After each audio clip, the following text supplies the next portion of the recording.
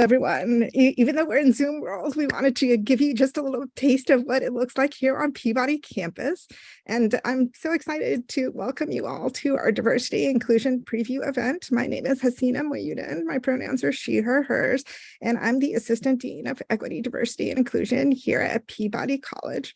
And we are thrilled to have you join us here today and hope that the speakers you will hear today will give you a sense of the programs and community you will find here at Peabody College should you choose to pursue your professional or graduate studies with us. And as you hear from the different speakers today, please know that we'd love to hear from you too. So we hope you'll use the chat and ask questions, share thoughts, and engage with us. But please know it's absolutely fine to leave your videos and mics off as well. And we will be recording this session and have enabled the closed caption feature, which you can access by clicking the CC at the bottom of your screen. But before we get started, I wanted to take a quick minute to thank everyone who made today possible, including all of our amazing presenters, our students and staff from the Dean's Office, as well as Kim Brazel, who welcomed you here this morning, who is the Director of Graduate Admissions and Enrollment, Cassie Goodpasture, who couldn't be with us today, but is our Assistant Director of Enrollment Management and Student Services, and Brian Smokler, our Manager of Instructional System, who is helping us with our tech today. So if you do have a tech question, feel free to chat with Brian and he can help you out. So it really is a true team effort, and I am so lucky to have a team of dedicated and caring humans who have helped us put today together. And with that, I'd love to kick us off by passing it over to Catherine Moss, the Assistant Dean, the Associate Dean for Academic Affairs and Professional Education. Catherine. Thank you, Dean Moyudin. Good morning and greetings from Vanderbilt University's Peabody College. I am Catherine Gavin-Loss. I serve as the Associate Dean for Academic Affairs and Professional Education. And it is my pleasure to welcome you to our 7th annual Diversity and Inclusion Preview event. It is a beautiful fall day here in Nashville, Tennessee, and on the Vanderbilt University campus, as the autumnal backdrop behind me suggests. And our dedicated team here at Peabody has been working tirelessly to put together a wonderful event for you today. We're so glad that you're here. We're so honored that we have prospective students joining us from across the country, and we're so excited that you've chosen to spend your day with us. We have a wonderful program that aims to introduce you to the faculty, administrators, staff, and students to give you a better sense of what makes Peabody and the broader Nashville community wonderful places to live and to learn. To help kick off today's event, I am honored to introduce you to the Patricia and Rhodes Hart Dean of Peabody College, Camilla Benbow. Dean Benbow has led Peabody, one of the nation's leading colleges of education and human development, for over 2 decades. And her truly inspired leadership has been defined by a commitment to faculty and to staff and to the thousands of students and alumni who have made and who really continue to make Peabody such a remarkable place to pursue advanced studies. So at this point, I'm delighted to introduce and turn it over to Dean Benbow.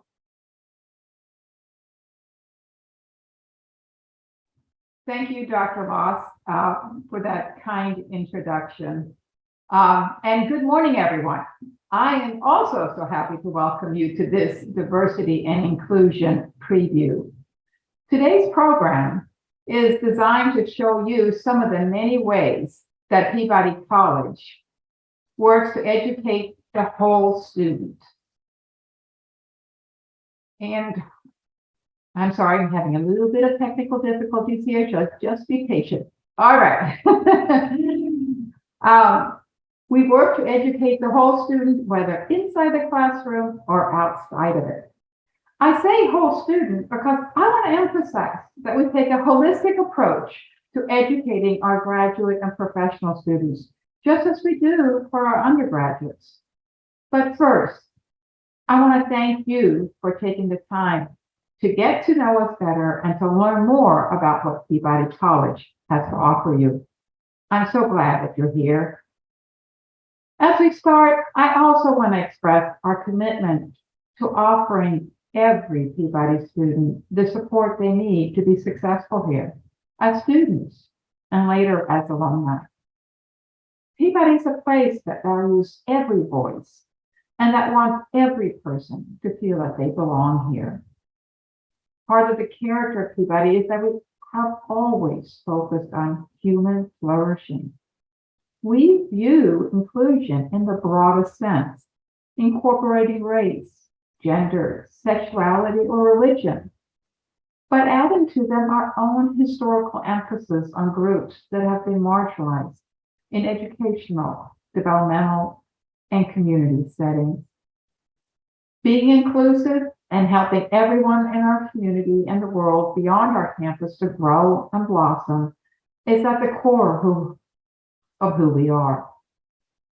We see our mission as one of enhancing the human condition, and we do this in several ways. First, we do it by creating knowledge about learning and development in their social context. Peabody is a research college of education, and our faculty members bring an entrepreneurial spirit to their work. Our annual research expenditures exceed $38 million. So this is a very active place, and it is marked by a great deal of collaboration. Research at Peabody often crosses departmental lines and incorporates trans-institutional goals for the university as a whole. Second, many of our faculty members are focused on transforming the knowledge that we discover into more effective practice and policy. A good case in point is our Prenatal to 3 Policy Impact Center. The center shares authoritative research on early childhood development with policymakers in all 50 states, while also tracking legislative progress in ensuring that the youngest children get off to a good start in life. Our initiative for race research and justice is an example of efforts we undertake to address inequities in the educational system. Another is the Research Practice Partnership for Educational Equity Research, which we have to address disparities in Nashville's public schools. Peabody also has faculty members who work on problems like intellectual and developmental disabilities, homelessness, environmental justice, diversifying the teacher and principal workforce, or supporting women in STEM, to name just a few. Third, we strive to change the world by preparing leaders. You'll find that the programs here combine state-of-the-art knowledge with opportunities to put this knowledge into practice. When you graduate, you will be ready to take on the challenges of your profession and our complex society. Our goal is to benefit you so that you can benefit others, whether through careers in education, social service agencies, NGOs, private enterprise, or government. We want alumni who are prepared to do the difficult work that our society faces in the years ahead. Of course, at the top school of education and human development, Peabody's learning environment is challenging, but it's always cooperative. Your fellow students will be your friends, not your competitors, and they will become the nucleus of a peer network that will serve you in the future.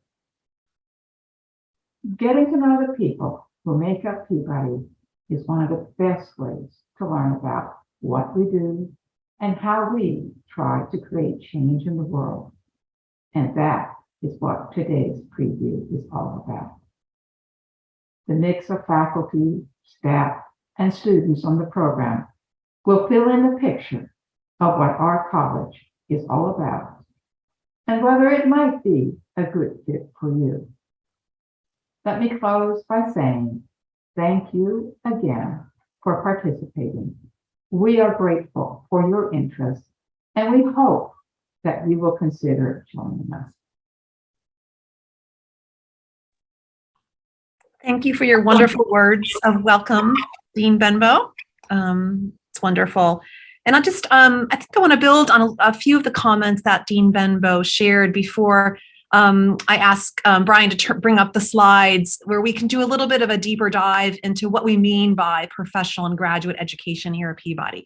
So just a couple of more thoughts. As Dean Benbow has shared, we are committed as a community to providing every Peabody student with the supports that they need, not only to be successful when they're here on campus studying with us, but once they leave and they take up the really important, and as Dean Benbow indicated, the difficult work that they were called to do and contribute to the world in important and diverse ways. And so today's event is to give you just a glimpse into what your experience might look like as a professional or graduate student and a member of our community. Just to give you a little bit of a foreshadowing, we have some great events planned, faculty TED-style talk, student panels, career services, student engagement and leadership opportunities, our commitment to equity, diversity, and inclusion, to highlight just a few of the things that really define who we are. So I think I'll ask if Brian might turn to the next slide to just give you kind of a broad overview of our professional programs. I know that many of you are interested in our professional programs, and here at Peabody, just to sort of level set and give you some of the definitions up front, by professional education, we mean our master's and our EDD programs. And my colleague, Jeanette Mancia-Martinez, will talk to you just a little bit about graduate education, which we mean as we refer to our PhD programs. And she'll be talking a little bit more about that. But allow me just to spend a few minutes talking a little bit more about how we think about professional education, the preparation of our students. So in my capacity, I have a really great job, and I have a great job because I get to work with faculty and students in 23 professional programs across 5 academic departments. Over 1,200 students studying here on our Nashville campus and online in nationally ranked programs. Also some dual degree programs and specialties ranging from teacher education, education policy, learning and diversity and urban studies, human development, and a range of related fields. One of the hallmarks of study here at Peabody, and I think that's largely true of our professional programs, our undergraduate programs, and our graduate programs, is that learning always extends beyond the classroom experience. Moreover, our academic departments, we're really lucky in this way, don't see their work, nor do they work in isolation from one another. Rather, this idea of interdisciplinarity, right? Collaborative, interdepartment collaborations, and importantly, engagement with our wonderful broader Nashville community. These are just some of the defining features of who we are. Dean Benbow shared some of the major research undertakings here at Peabody. For example, PEER, the Partnership for Educational Equity Research and Educational Equity and Research, is a collaboration between Peabody, Vanderbilt, and Metro Nashville Public School, engaging students and others to produce actionable, innovative, scalable research to address social and racial inequalities in K-12 education. So that's just one example of the ways outside the classroom that faculty, students, researchers come together to extend and expand opportunity in a diverse society. So that's just one example of the ways that we do that. If I might ask Brian to just turn to the next slide. This is a very long list that in many ways I think captures the breadth and the reach of the work we do here at Peabody. And this list is just merely to invite you to dig deeper and to learn more about these individual programs. But I want to talk about them perhaps maybe collectively, to think about what are the things that unite these diverse programs and the way we think about professional education. And here are some of the things I think about when I think about what unites them. First is to equip students with the knowledge and the skills to deliver high quality educational experiences and to, again, expand equity and access in education. Some of our programs, I'll highlight just a few. Our Learning, Diversity, and Urban Studies program centers on promoting community leadership and giving voice to underrepresented groups in the public arena. Learning and Design and Community Development and Action, our master's programs, that really prepare students to contribute to and to create innovative and more just and more equitable learning environments, both inside and outside classroom spaces, traditional learning spaces. Others, like our EDD programs, for example, our EDD in K-12 policy and higher leadership, prepares our students to lead equity, diversity, and inclusion in K-12 schools, in colleges and universities, and in a range of professional contexts. So again, this is a really long list, but what unites them is this exposure to a range of disciplinary traditions and methodologies, inspired teaching. And I think one of our central goals here in our professional and our graduate programs is to provide students with a broadened outlook, right? To think about education and learning, not only as it is, but education and learning as it should be, perhaps education and learning as it ought to be or might be as part of a better and more just future. So those are the kinds of things that unite the work that we do across our professional programs. So let me talk a little bit about national rankings, right? We are really proud of the work that we do here at Peabody. And national rankings will tell you we do an excellent job. And we were honored this year to be again ranked among the top 5 schools of education, with many of our academic programs in the top 5 and top 10. But what we believe you will come to experience should you choose to join us here at Peabody are things that rankings can't really fully capture. This integration of interdisciplinary research and practice, our commitment and our support, as Dean Benbow indicated, and Dean Moyuden, to students as whole persons, right, bringing their whole selves to this work, and the leading scholars that you'll get to work with, to say nothing of, take a look around the room today, the talented students that you'll share, and really who in many ways will define your Peabody experience. That's what we know about the work that we do here at Peabody. Fostering inclusive intellectual community, right? Small class sizes and lots of close student and faculty mentoring. These are the values that really define who we are. So we hope after today, you'll take the next step, right? This is a long list, but we hope you'll take time to learn more about the individual programs, our larger commitments as a college here at Peabody. And of course, today is designed not for us to be talking heads talking at you, but it's designed to be very collaborative. So please ask questions, put comments in the chat. And if there's anything that you have that's sort of in your head as you leave here, please don't hesitate to reach out to me or to the team here at Peabody that are here to answer any questions. Before I turn it over to my colleagues, I just want to add one kind of concluding thought. And that is that this event holds really special meaning for me as a first generation college student. As an undergraduate and graduate student, I had to navigate uncertain terrain in institutions of higher education because my brothers and sisters and I, and there were 7 of us, were the first in our family to attend college. And our parents gave us an opportunity that they never had.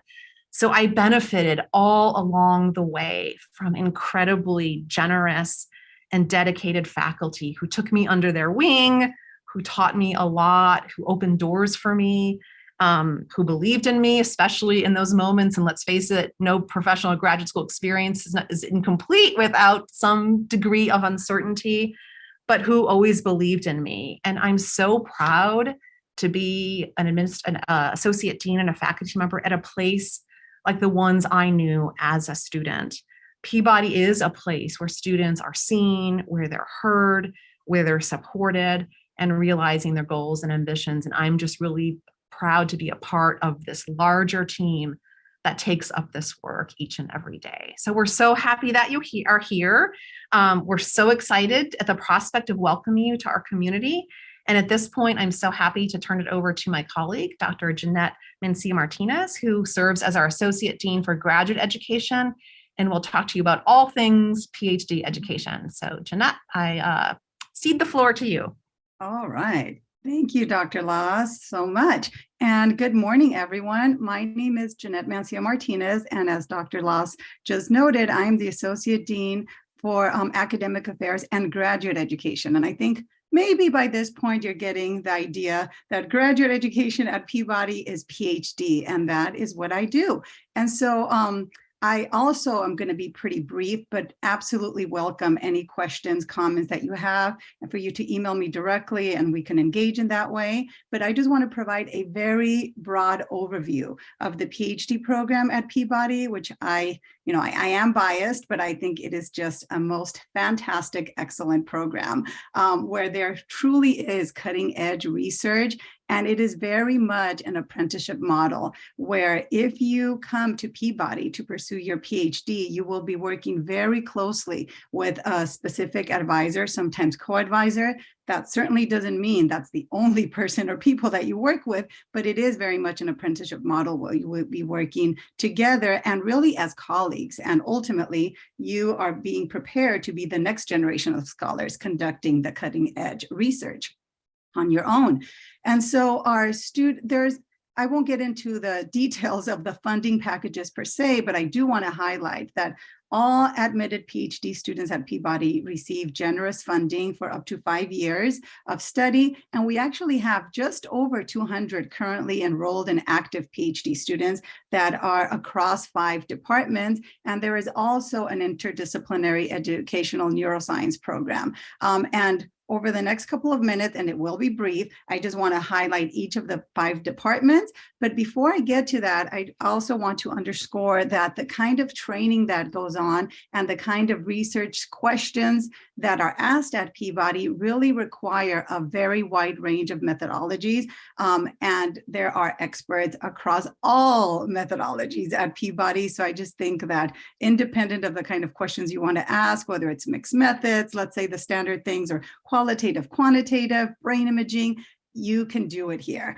And so I'm really excited that you have joined us this morning. I do want to put in, this is a kind of selfish pitch here, but it's very relevant to the diversity and inclusion event that we are in right now, is that in the Department of Special Ed, and I will call out 2 of our wonderful advisory board members, Dr. Mayuden and Dr. Watson, we have a new doctoral training grant that is specifically designed and was designed to recruit students who want to pursue their PhD in special education, broadly construed, and are interested in issues of diversity, in particular linguistic diversity, but very broadly. And I just say that as an example of one of the many initiatives that are actionable, and that I'm really hoping that there's some folks in the audience that are either live here or listening to this later that might be interested and want to talk more about that.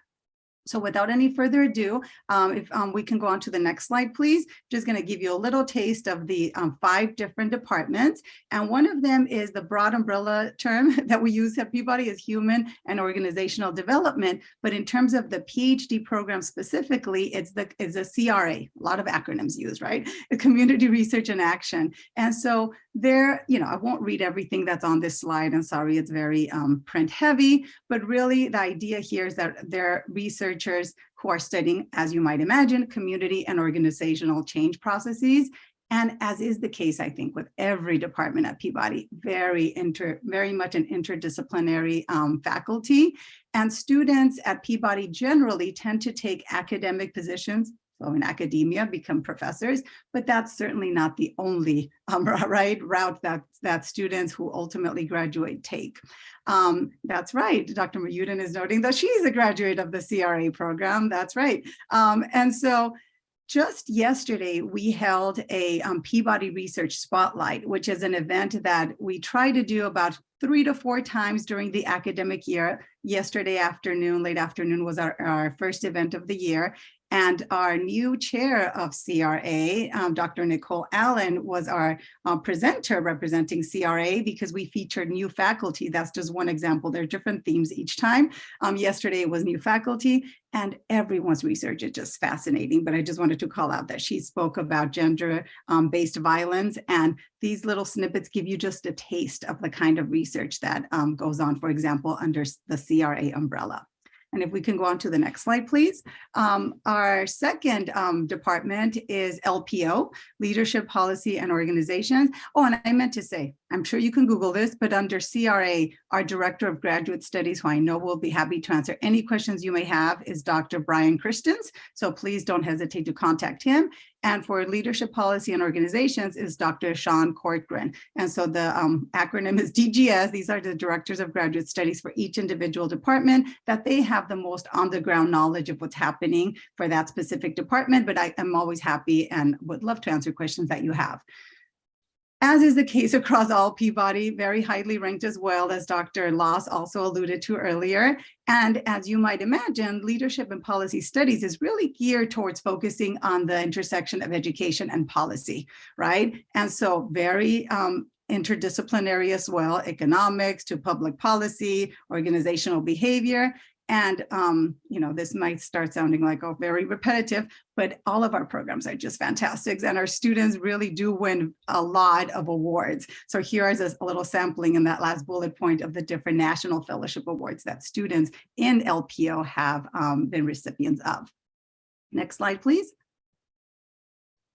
Our third department is psychology and human development, and Dr. David Cole is the director of graduate studies for that specific department. And this is psychological sciences offered jointly with the College of Arts and Sciences. And you can see there that we've noted the different specializations. You might be interested in cognitive neuroscience and quantitative methods and evaluations. And there are many labs, and therefore you have a QR code, so you can see a sampling. I'm not sure if it's exhaustive, but at least a representative sample of the different kinds of labs that are very active in the Department of Psychology and Human Development. And I was also intrigued yesterday by the presentation from one of the new faculty members in human development, in psychology and human development, that really was focused on child life studies and working really in clinical settings, and just really fascinating work. So we will have that link to the Peabody Research Spotlights if folks are interested in getting a sense of the different research that is conducted and that is super recent. And next slide, please. The fourth department, I should say, and I'm a faculty member in this department, is special education. So it's a top ranked program as well. And there are 3 program areas in the department. There is early childhood, low incidence disabilities, and high incidence disabilities.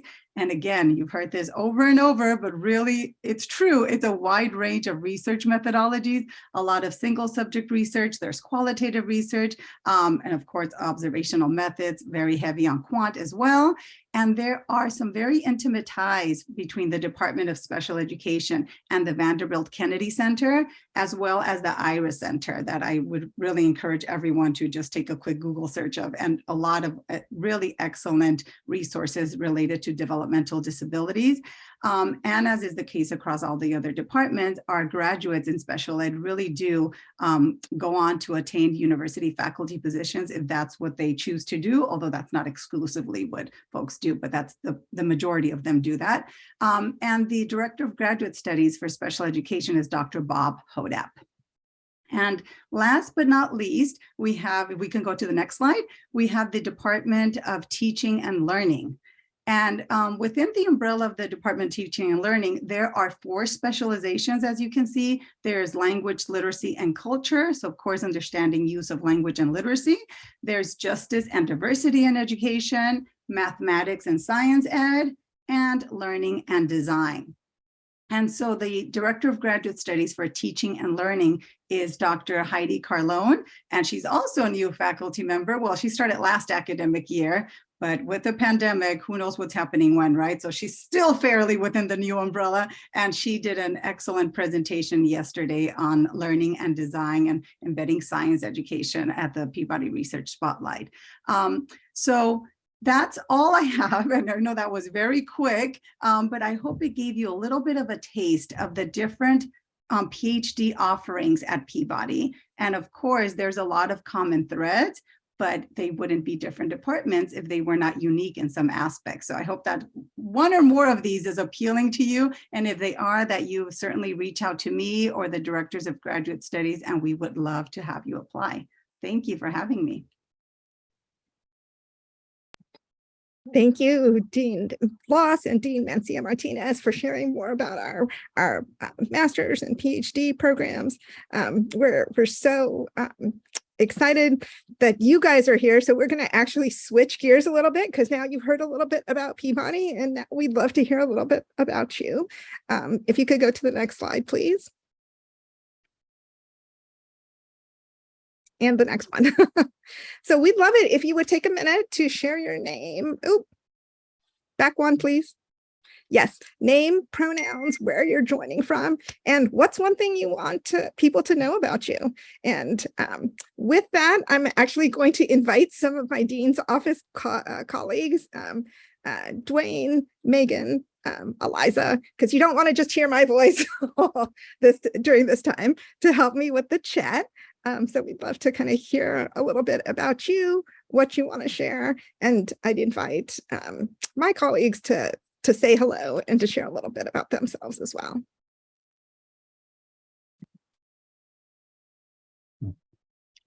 Hello, everyone. I'm going to sort of start off. I'm Dwayne Watson, Associate Dean of EDI. Pronouns are he, him. And I'm going to share one thing I want people to know about me. I enjoy, it's like a beautiful day here in Nashville. We've had some warm weather and I am just loving that. And so I plan on spending my entire weekend outside. And so feel free to share your info in the chat. And Michael, I think you have a question. Oh, I'm just wondering if this is the time to introduce myself as well, or Yes. I'm just okay. Yes, I'm sorry if I wasn't clear. I would love all of our participants who are here today to share a little bit about themselves in the chat, names, pronouns, a little. Chat. Yes, sorry. No problem. I apologize for the lack of clarity, but we really would love to hear from you and a little bit about where you're coming from and something you might want people to know about you.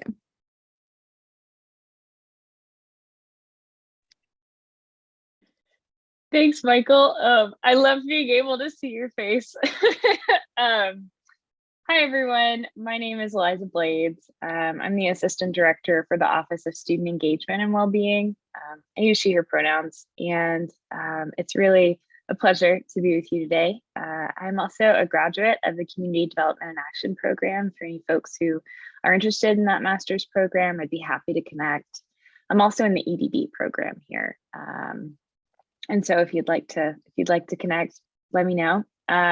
One thing I want folks to know about me is I am very involved in the queer community in Nashville. So if you do have questions about that community or ways to get involved or spaces that you might like to engage, I'd love to talk. So thanks for letting me be here with you. I appreciate it. I'll hop in. I'm Megan Mundy. My pronouns are she, her, hers. Joining from beautiful Nashville, Tennessee. I echo everything everyone said. I love nature. I love this cool weather. I'm from Michigan. And I put in the chat one thing that people might want to know about me or not, is that I have a sweet tooth. And if you're in Nashville, I highly recommend the apple fritters at the Donut Den. They are delicious. Welcome, everybody. Yeah. Glad you all are here. And it looks like we have some folks that are running a marathon, that love coffee, that have been sober 5 years and have an 8-year-old baby, perfect baby boy. That's awesome. Mine are all older now, so they're all teenagers and young adults. So it's a very different life. Yeah.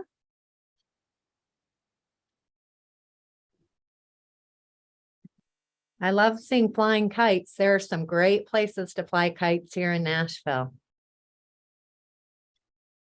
And I see 2 tuxedo cats. That is awesome. And we can probably find some sweet potato pie around here too, Michael. So as that's coming in, we actually do have another question to share with you. If we could go to the next slide. So I think you've kind of heard a lot about this idea of finding purpose and being change agents. And I think one of the things that we love to do here at Peabody is kind of take some time to have spaces for reflection, to think about our head and our heart, our role and our soul, and what does that look like for each of us. And we feel like this quote from Diana Chapman Walsh kind of helps us think about that. So what kind of world could we create together on this earth if we were able to hear one another from our deepest yearnings and our most heartfelt concerns and dreams?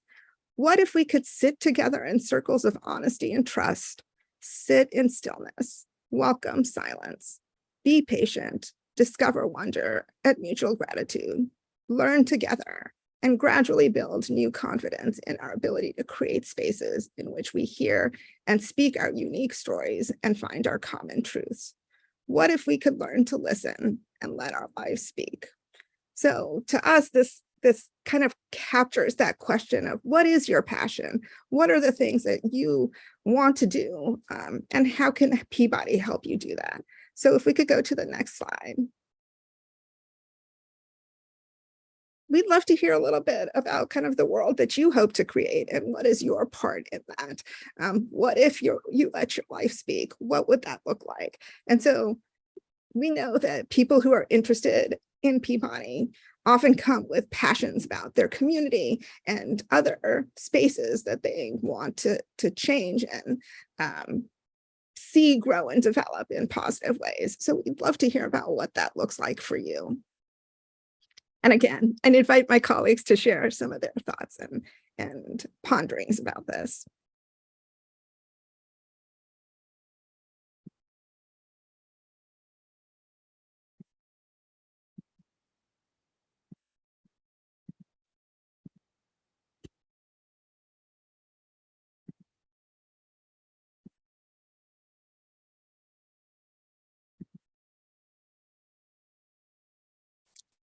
Thank you, Nick, for sharing that. More representation within the classroom for Black, Brown, and Latinx students. Yes. I love that word saturated, Michael, with respect, honesty, safety, and restorative justice in infinite forms. I really like replace shame with understanding. That's great. Yeah. And Maddie, to create a world. This is why I need help with the chat. It goes so fast. I think Maddie was saying to create a world where mental health is openly discussed and destigmatized, which is super important. Yep. And hope to create a world, Cynthia, where the use of personal narratives and stories can be elevated. I love that. And I also invite anyone to unmute themselves. And if you'd like to share out loud in this space, create an opportunity to do that as well. But also feel free to share in the chat.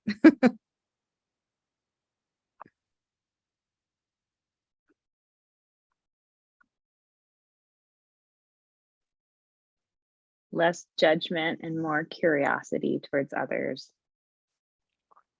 Love that. Love that.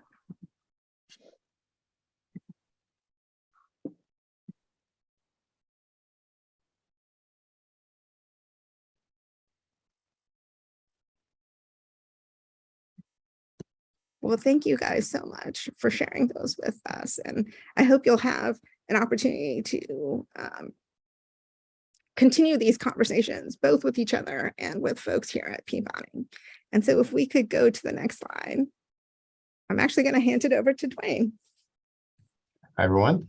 Thank you, Hasina. Hi, everyone. I'm Dwayne Watson, Associate Dean of Equity, Diversity, and Inclusion. And I'm also a faculty member in Psychology and Human Development. And y'all have me clapping over here with everything you're putting in the chat. This is great. I hope you all come here and apply. I'm going to talk a little bit about the Office of Equity, Diversity, and Inclusion. So you've met Dean Mahoyden and myself, and Chinsi Zhu is also in our office. She's a graduate assistant. Next slide, please. So the mission of our office is really to co-create an equitable and inclusive culture for everyone here at Peabody, and that includes students, faculty, and staff. All of our programming, everything we do is meant to help people feel welcome, supported, and a true part of the Peabody community so that everyone can bring their authentic selves to our community. So that's our goal. And so what does that look like in real life? Well, I'm going to tell you. Next slide, please. So we can sort of think of our work into 3 different buckets, all of which are there to support the community. One big piece of what we do is building community here. And we have programs that support that, like narrative circles. These are sort of circles for sharing and talking about ourselves and getting to know one another and learning to listen. We also have faculty FaceTime, which you'll hear about in just a second, but an opportunity to hear from faculty. We also work really to help amplify student voices. And so we frequently have student town halls and crucial conversations where we really try to tackle and dig into difficult questions that might face either the Peabody community, Nashville, or the country as a whole. We also have lunch and learn opportunities for students to meet guests and visiting scholars on EDI related issues. And last, we have programs and resources. So we have lots of programming, not all of which we could list here. We're going to list it in a second, but we have Dean's Diversity Lectures where we have an outside scholar come in who does work in the DEI space. And we also have these Peabody learning communities, and these are learning communities for our faculty. So faculty really try to workshop and tackle problems related to diversity and inclusion that they might encounter in the classroom so that they can create a welcoming space for students. Next slide, please. So our office also supports recruiting diverse students, faculty, and staff. I'm excited to say that last year we accepted our most diverse graduate and professional cohort of students ever.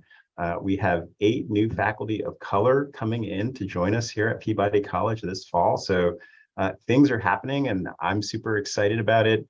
Part of what our office does is act as a connection with students. So we help students if an EDI related incident or microaggression occurs, we help students address that, move forward, and report it. We also do some data tracking. We help faculty create more inclusive syllabi. And we also work very closely with the Accessibility Office on helping students with accommodations. Next slide. And I'm going to turn it back over to Hasina. Actually, we're going to turn it over to Chenzi. Chenzi, sorry. Hi, everyone. I'm Chenzi. I'm the graduate assistant of EDI office, and I'm also a 2nd-year human development study student. I'm also from China, so I'm glad to see a lot of international students here. So our office also collaborates a lot of identity centers on campus. For example, Black Culture Center, Women's Center, LGBTQI Live, International Student Scholar Services, and many more. And we also collaborate with a lot of student orgs. So we are always really happy to support students' need and sponsor events that promote equity, diversity, and inclusion on campus. And if you want to connect with one of the identity centers or student orgs, we are always happy to help with that. Next slide, please. Thank you. And just kind of to piggyback with what Chenzi said, we have student orgs both at Peabody and with Vanderbilt as a whole, right? So like we have Peabody specific resources, but Vanderbilt is a large university with a lot of resources and like over 500 different student orgs. So there's a lot of different affinity and interest groups across the university that you can be a part of. And with that, we wanted to talk specifically about a couple of initiatives that kind of our signature events. Dwayne mentioned the Dean's Diversity Lecture, really paying attention to scholars across the country on issues of equity and inclusion, and really making sure that students get an opportunity to meet those scholars when they come to campus to learn not just about the content of the work, but their academic journeys and ways in which they have navigated academia. And that's also one of the reasons that we created Faculty FaceTime Fridays, because a lot of our students have told us it's difficult sometimes to get to know faculty outside of classroom spaces. And so what would it look like to create a space where you could ask your professor, like, how did you do this thing? Or what are some of the ways in which you navigated different challenges? So Faculty FaceTime was a creation based on student voice, actually, for wanting different ways of connecting with faculty. As Dwayne mentioned, crucial conversations. There's a lot of things going on in our world, and sometimes we just need spaces to debrief what that looks like, because we don't stop being who we are just because we step into a classroom. All of those things kind of continue to stay with us, and we need spaces to be able to talk about that and reflect that and to think about what it means for us as a community. So trying to create spaces for those conversations to happen. And as Wade mentioned, narrative circles, this idea of we have multi-storied selves, and we need spaces where we can come together, think about how we tell our stories, and also do that in community with one another. So providing those spaces to explore what that looks like in community. Next slide, please. And so a couple of events we'd love to tell you about. LGBTQI History Month is October. So finding ways to celebrate and educate ourselves about our LGBTQI community. Their theme this year is digital activism, and how do we do those things with the digital tools we have? So we're actually going to do a wiki edit-a-thon. It might be surprising to hear that most things on Wikipedia are created by white men in Western Europe. So how do we democratize the ways in which knowledge is created? And Wiki Edit-a-thon is one of those ways. And so right now, those QR codes might require a Vanderbilt email, but if you're interested, please do email me. We'd love to kind of see it. We do have an online way to participate, so we'd love to have you if you're interested in joining. And next slide. And we do, as I said, Faculty FaceTime. We do have several new faculty of color. These are actually 3 faculty, new faculty in the Department of Psychology and Human Development. You'll actually hear from Dr. Christina Zabeda later on today, but just an opportunity to hear how they got to where they are, what their research is all about, and to ask them questions about themselves. So we'd love it if you would. That's the QR code for our RSVP. So if you're interested in hearing more about our faculty, we'd love for you to participate. And next slide.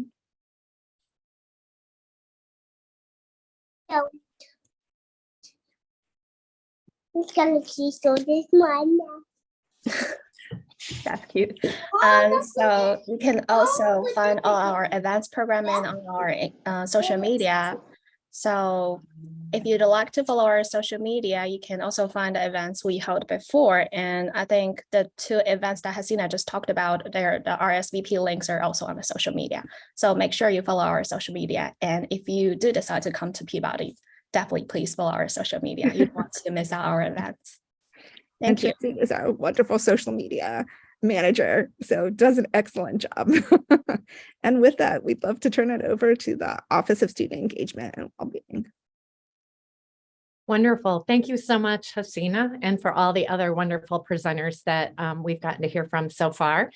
I am Megan Mundy. Again, she, her, hers pronouns.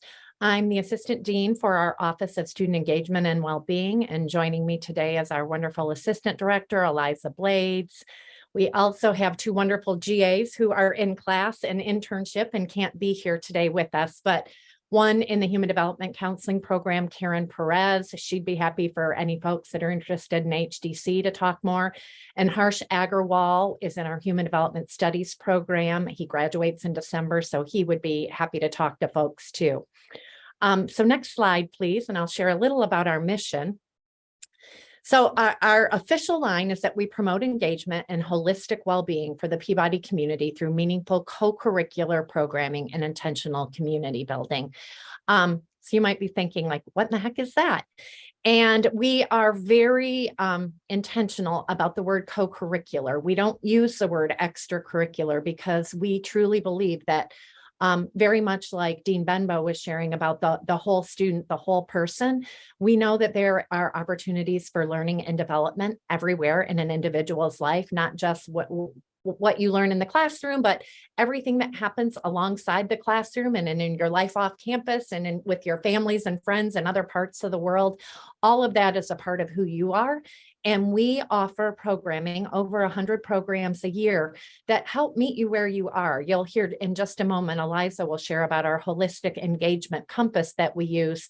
But we use that to think about all the different areas of an individual's life. And we try to offer programming or partner with other offices to help give spaces for those various areas of your life and where you may need support or would wish to engage. Next slide, please. Eliza, feel free to take it away. Thanks, Megan. Hello again, everyone. It's good to be with you. And I did want to share a bit about our holistic engagement compass. And this is something that emerged from our office, from Dean Mundy, and really just it's a way to have a visual understanding of what we do. And we have it on our wall when you walk in our office, and it's meant to be a reminder and a guide as we plan different events, whether it's an alumni series. How have we considered emotional pieces of what folks might be talking about? How are we constantly thinking about the cultural implications? How are we thinking about how this might connect to people's spirituality? And so it's something that guides us. It's something that we try to be really open about and encourage across campus. And you'll hear that from, I'm sure it's already apparent in the way that the different programs that the Office of EDI has already talked about, and you'll hear from career services as well, and just different ways that we all work together within this compass. And so next slide, please. Yeah, and just to give you a sense of what that kind of looks like, basically community building is a really big piece of where our office leans heavily, recognizing that so much of the importance of a graduate program, of a professional degree, is all of the people that you are doing this alongside and all the expertise that you already have that you bring.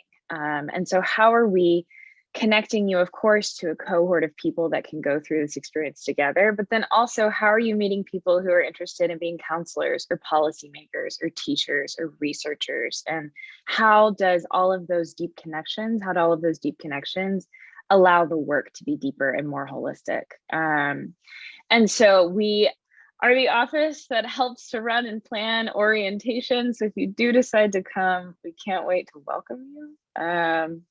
And we also do a Peabody Gala, Peabody Socials. It's a way to celebrate all of the tremendous work that happens. And then it's also a way, again, for you to meet each other. And then we have a fall trivia night where people dress up in costumes, and it's a whole thing. Lots of people attend, and the competition is fierce.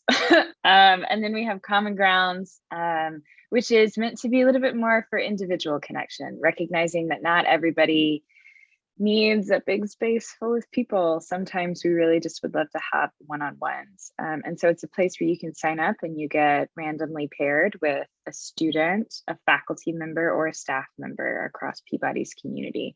And you can meet for coffee or tea or whatever. And it's been really successful. We've had over 350 folks participate.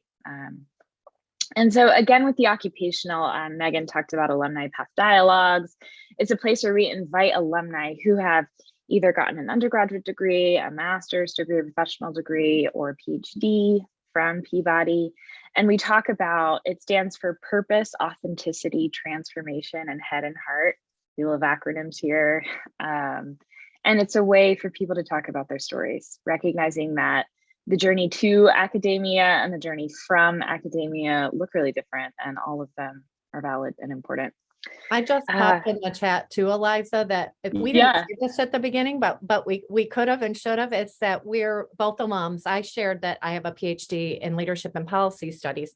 I also have a master's in the Human Development Counseling program. So if anybody is interested in talking more about that, I welcome it. And Eliza's master's is in the Community Development and Action Program, and she is pursuing her EDD. So she will soon be a double door, well, in a couple of years. But so we're also good resources that way. And just wanted to share that you have alums right here who can share about their path as well, along with Hasina and others on the call. Thanks, Megan. Yeah. And also it looks like great. We've got folks who are inputting their wellness practices too. We constantly, as you'll see kind of as we go through our next slides here, are being informed by students. We are the office that the moment you walk into the Peabody administration building, we're right through those glass doors. We share the space with the Office of EDI, and PCS, Peabody Career Services, is right downstairs. And so we really try to be as responsive as possible to what people want, what people need. And so it's really great to hear these ideas, and we can't wait to incorporate some of them. So next slide, please. And I'll kind of go through some of these a little bit more quickly. We do also the physical aspect. We have yoga on the lawn, for example, is something that we did last week. I think it was just last week, where this lawn behind me, we had a yoga teacher who is, and it looks like we also have another yoga teacher here today, but she is a master's student and very much is so kind to volunteer her time. And we just have people, students, faculty, staff, who show up on the lawn, and we just do yoga in the early morning, and it's lovely. Also intellectual. I love this photo because you can see Valencia Clement. She is in the photo with all the books, and she wrote, she's prolific, and she wrote a book of poetry during her time as a master's student here. And we all read the book of poetry, and she got to come and talk. And we love to be able to create spaces for that, and to honor the reality that I'm sure many of you on the call have probably already writers in and of yourselves, and how can we highlight student work. So next slide, please.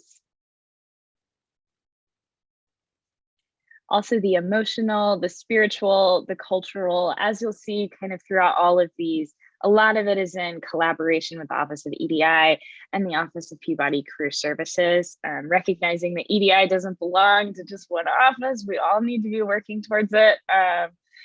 And so, yeah, lots of different spaces. We do a stress busting week for emotional. We also do spiritual in terms of being able to facilitate spaces for faculty and staff as well. Our office is primarily student focused, yes, but also the staff and faculty are the ones that are very much connected to students, and how are we connecting with them and creating spaces for folks to share the experience of being in this institution of higher ed. We also do meditation Mondays, and then strengths workshops. Megan Mundy is a certified strengths coach. So if anyone is familiar with Clifton Strengths, it is one of our most highly attended workshops that we feature throughout the year, of folks being able to dig in a little deeper about navigating occupational spaces, and how the different strengths that they have are important and how they can flourish within them. Love to talk about strengths. If anybody on the call wants to talk strengths with me, you have an open invitation. It's transformative. I love it. And I'll turn it over to you, Megan. Okay. Yeah. Are we on to the next slide? I think so. Yeah, wonderful. Thanks. So Hasina and Chenzi mentioned Peabody student organizations, and our office advises the professional Peabody student organizations, and we have a listing of them. I won't go through them all here, but many are affinity spaces. Peabody Professional and Graduate Student Association is for all of our professional and graduate students. Does advocacy work, a lot of community building. They're planning a tailgate right now for the homecoming football game. I think there's a board game. Maybe was it last night, Eliza? Yeah, they had a board game last night for folks to just come get together and play board games and have snacks and stuff. But they also partner with us on things like trivia, really wonderful organization. So all of these are different options. And as Hasina mentioned, there are over 500 at Vanderbilt as a whole, but these are specific ones. And the other thing that I'll say is if we've got a couple new ones here, like the Association for Comparative and International Education, that began out of a student seeing that there was a gap or a need for conversation and dialogue in that area.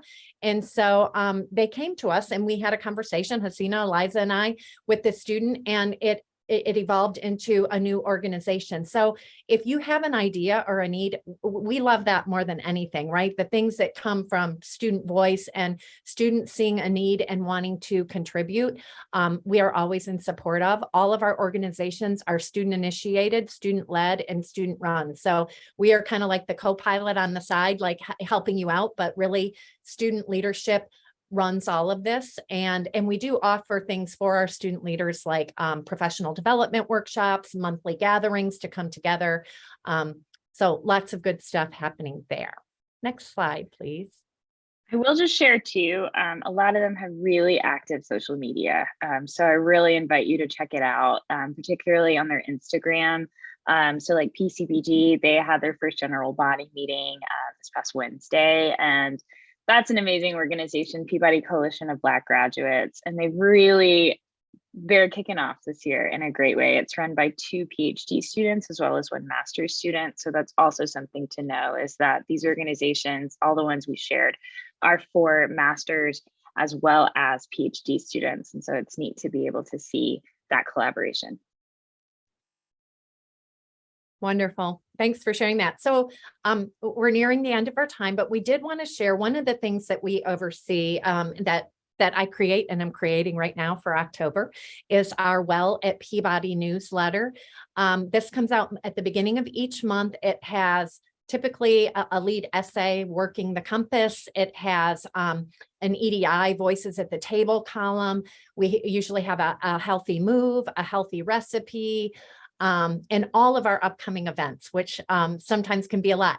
But if any of you would like to be a part of Well at Peabody, this would be a great way to get to hear and learn more. I put in the chat a link where you can sign up and you could be a part of our mailing list to get the newsletter regularly. You may not need something else in your inbox, but if any of the things that we're talking about resonate for you and you want to be in the know as you're discerning, what your next step is, this might be a really lovely way to know a little bit more. Thank you, Kim, for that compliment. We work hard at it. And this is another space where we welcome your voice. If you have an idea, if you have a recipe, if you have a wellness practice, something that you'd like to share, we are always open to that. We also have a silver lining section each time where people share a photo of something that they're appreciating, some beauty that you've noticed, some small thing that maybe caught your attention. We started doing that during the pandemic and have continued because there are silver linings everywhere if we're looking for them and paying attention. So feel free to tag us on Instagram and share a silver lining photo too if you see one this weekend or in the coming weeks. Next slide, please. Eliza, you can take it away. Yeah, really, this is just to connect with us. Please, if you would love to set up some time to Zoom, or if I see some folks that are here in Nashville. If you want to stop by, please let us know. We're in the Peabody Administration Building right when you walk in. And then also, I know we spoke about our student organizations, and I'm seeing some of our student leaders pop on. So it's really good to see you. And so you will have a chance to connect with some of those leaders a little later today. So get excited, and thanks so much.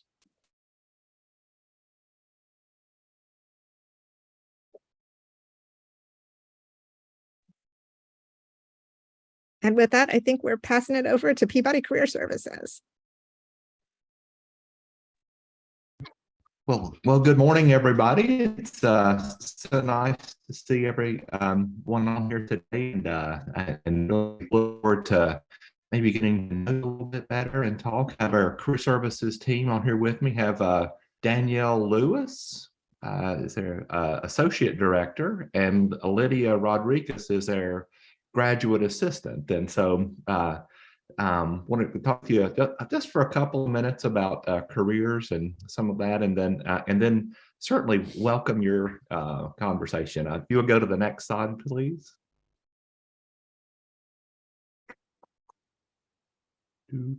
Next slide, please.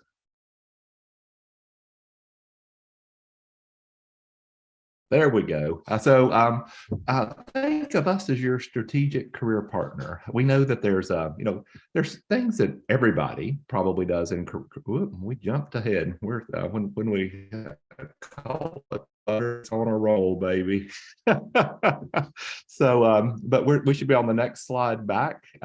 So we're your strategic career partner, and we work with you individually. We'll do some things in a group. We know that resumes have some things that everybody wants to talk about, interviews, but we also know that the vast majority of your job search is going to be personalized, and it's there's knowledge, skills, abilities, and interests that you have, and then the world of work, and finding ways to kind of connect in that space, and really kind of express who you are through the world of work. And we want to journey with you on this. And so I kind of like this thinking about, how do we get to the next step together? So turn it over to Danielle for the next slide.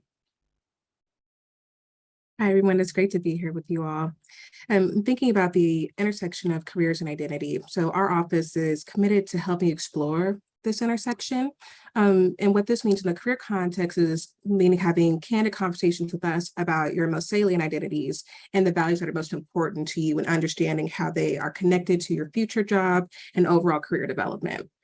And in looking at some of the identities that are represented in this graphic here, we do recognize that students from underrepresented populations may be challenged by systemic inequities that may impact their job search and work environments. So, for example, we're all aware of the gender pay gaps that exist, or how employees of BIPOC identities are underrepresented at every level in organizations, or how ableism can show up at work, and the sometimes negative perceptions about one's ability to do their job, and so many other ways that identity can affect employment.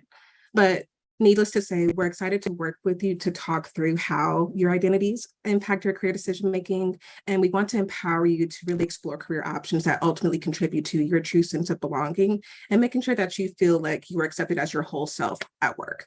In addition to that, we've also compiled some great career professional development resources for identity-based groups that are available on our website. Next slide, please.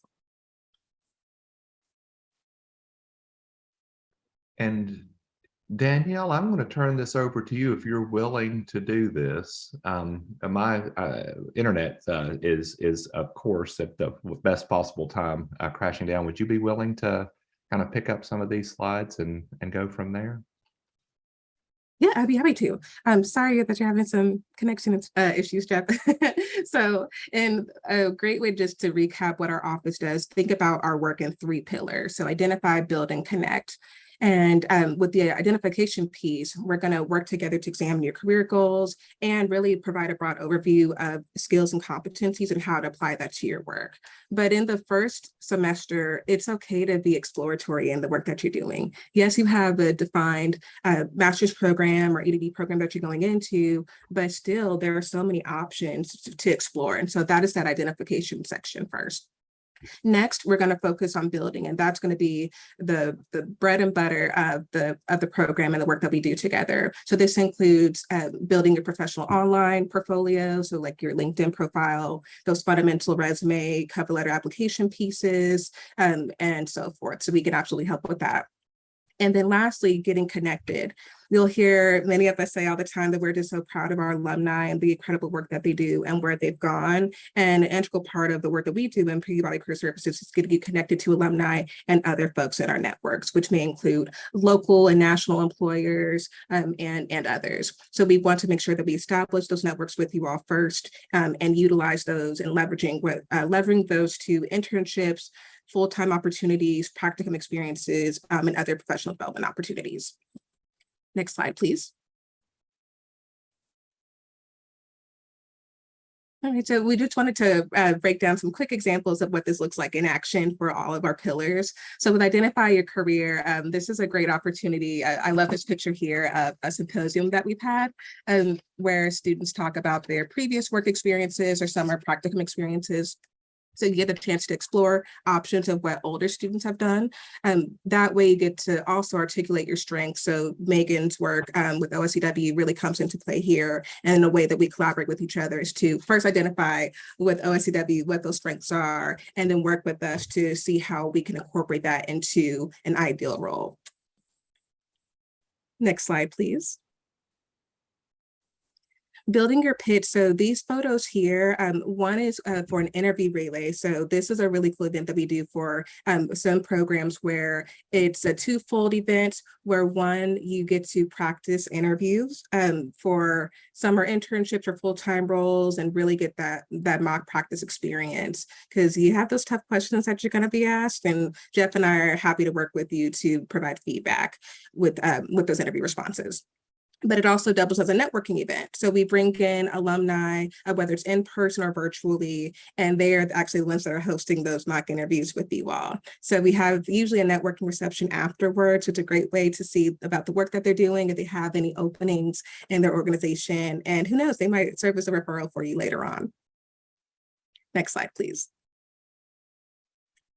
And then lastly, with our third pillar of getting connected, like I mentioned, our alumni networks are fabulous. So we have great relationships with many employers who have been connected to Peabody for quite some time. And here are just two networking events. One's the career fair and the other one's more of like a networking reception. But we have, or this new number needs to be updated actually, but close to 3,000 alumni that are active in our LinkedIn groups. And so we have several LinkedIn pages that you can get connected to as a student to look at job postings, see where other folks have landed in their careers, and leverage that as a component of our strategic career partner services. Next slide, please. All right, so wanted to jump into our results before turning it to our graduate assistant, Lydia, but we're really proud of our employment outcomes. And, in full transparency, that's the reason why you're thinking about continued education, is thinking about what will my earning potential be and where can it take me, once I get my degree. So we're proud to, in our last annual report, we're proud to say that we have helped 303 graduates with 97% employed successfully by September 30th. So close to 100 days post-graduation, and 95% knowledge rate. That just means the percentage of folks who interacted with our office. So we do like to have the correlation where we see success in those who frequently visit our office, engage with us through individual appointments or attending events, workshops, and other programs. Because they're engaged with our work and are tapped into our networks, we like to see that progression of their high success rate in terms of postgraduate employment. All right, and next slide, I'll turn it to Lydia. Hi, everyone. So as Danielle said, my name is Lydia and I'm the graduate assistant at Peabody Career Services. So I'm just going to talk a little bit about kind of where our alumni and graduates end up after they complete their degrees here. A good portion of our students kickstart their careers here in Nashville and in Tennessee. A lot of them like to stay locally. And as you've heard from a lot of people on the call, we have a lot of alumni that work here at Vanderbilt and Peabody as well. And then if you want to go to the next slide, we also have a lot of students that go to different parts of the country as well. So they are mostly localized here in the Southeast with 26%, but we also have graduates in the West, the Midwest, and all over the country. And if you notice here at the bottom, there's also remote work being 4%. So if that's something that's of interest to you, some of our graduates are doing that work as well, especially given kind of the climate and increased digital access of the pandemic. And then next slide. If you are interested in working abroad, we also have a lot of graduates who work in other countries besides the US. So I know Danielle mentioned earlier our alumni network. So we are happy to get you connected to our alumni to start working in other areas. So if you're an international student and you're thinking of working in your home country, or just interested in international education or international roles, there's also a space for you as well. And so next slide, and I will pass it back to Danielle. Perfect, Lydia. Thank you so much. And so we're going to just recap our time together with some quick alumni profiles. like I said, you'll always see my eyes light up when we're talking about our alumni and our students, because I am proud of where they've gone. So just quickly in review, so Martez is a Baltimore native, and they were able to return home. They were heavily involved in Nashville doing some grassroots organizing, and they were able to continue to do that in Maryland, but was able to secure placement as a project coordinator in the Public Defender's Office in Maryland, specifically in the juvenile division. We're really proud of them. Yes, Eliza, this is amazing. Next slide, please. Great. Oh, sorry, and I can't see if we're on Raven or Melissa, but that's totally fine. Okay. So I see Raven now, who was a special education major and graduated 2020. Started off as a math teacher at KIPP in Atlanta, but most recently transitioned into a role at Workforce Opportunity Services, still within Metro Atlanta. And so really enjoyed the work that she was doing there. And it goes to show you that pathways are not linear, and super proud that she was able to find something adjacent to a role in education that suits her strengths. Next slide, please. All right, so Melissa, who I adore and know personally, graduated from the Learning, Diversity, and Urban Studies program in 2018 and has quite a few different roles in Nashville, but all kind of tailored around access and student support, both in a traditional education setting and the nonprofit sector. So in one of her more previous roles, worked at United Way as a community coordinator, but also worked at Conexión Americas, which is a nonprofit in Greater Nashville that supports our Latinx communities, and then currently works in Metro Nashville Public Schools as a Community Achieves Program Specialist. Next slide, please. All right, and Taekwon recently graduated from the Leadership and Organizational Performance Program this past May, and has some really cool experiences. Previously worked in TFA Teach for America in Jacksonville, Florida, but now has a new role that's a consulting adjacent that works to implement technology to eliminate disparities in healthcare. So really proud of the work that Taekwon's doing. Next slide, please. Wesley is a really unique story. So Wesley was actually an undergraduate student at Vanderbilt and enrolled in the 4+1 program, so that accelerated program with HOD, so Human Organizational Development, as an undergraduate, and then transitioned to the Education Policy Master's program and finishing up that last year. And with this organization, Learning and Policy Institute, during his undergrad experiences, worked there as a policy intern, and after graduation was promoted to a full-time role as a research and policy assistant. So it's great to see that that pipeline existed from intern to full-time employee. And next slide, please. And our last alumni profile is our lovely Gwendolyn, who my colleagues are familiar with, who worked as a graduate assistant for the Humphreys Fellowship Program in our admin building, and was a peer career mentor and just a great student leader on campus. Recent graduate of the International Education Policy Management Program, and now works as a research manager at the National Endowment for Financial Education, which really combines all the things that she loves and wanted to do. And so I describe this as kind of like a unicorn experience that sits at the intersection of all the things that she loves and cares about. All right, next slide, please. All right, and just to wrap up our Peabody Career Services segment, just know that we are always going to help you get connected to our fabulous Peabody networks, whether they are in-house at the college, at Big VU, on main campus, local Nashville, and beyond. We have tons of networks, whether it is on LinkedIn. I think with our most recent number of LinkedIn connects, I think there may be close to 9,000 Vanderbilt alumni on LinkedIn. So leverage the power of those diverse networks in the digital setting, but of course, turn that into some cool action item steps in person and take advantage of those opportunities. And one of those action items is, of course, having the chance to meet with me and Jeff. All right, so in our next slide, this is just our contact information. Please reach out if you have any questions. We're happy to connect with you and answer any concerns that you may have about career pathways with your specific program that you intend to apply to. And you can check out our website as well with our additional resources. But Lydia and Jeff, thank you so much for your time today. We look forward to connecting with you soon. And I'll turn it back to Hasina. Thank you.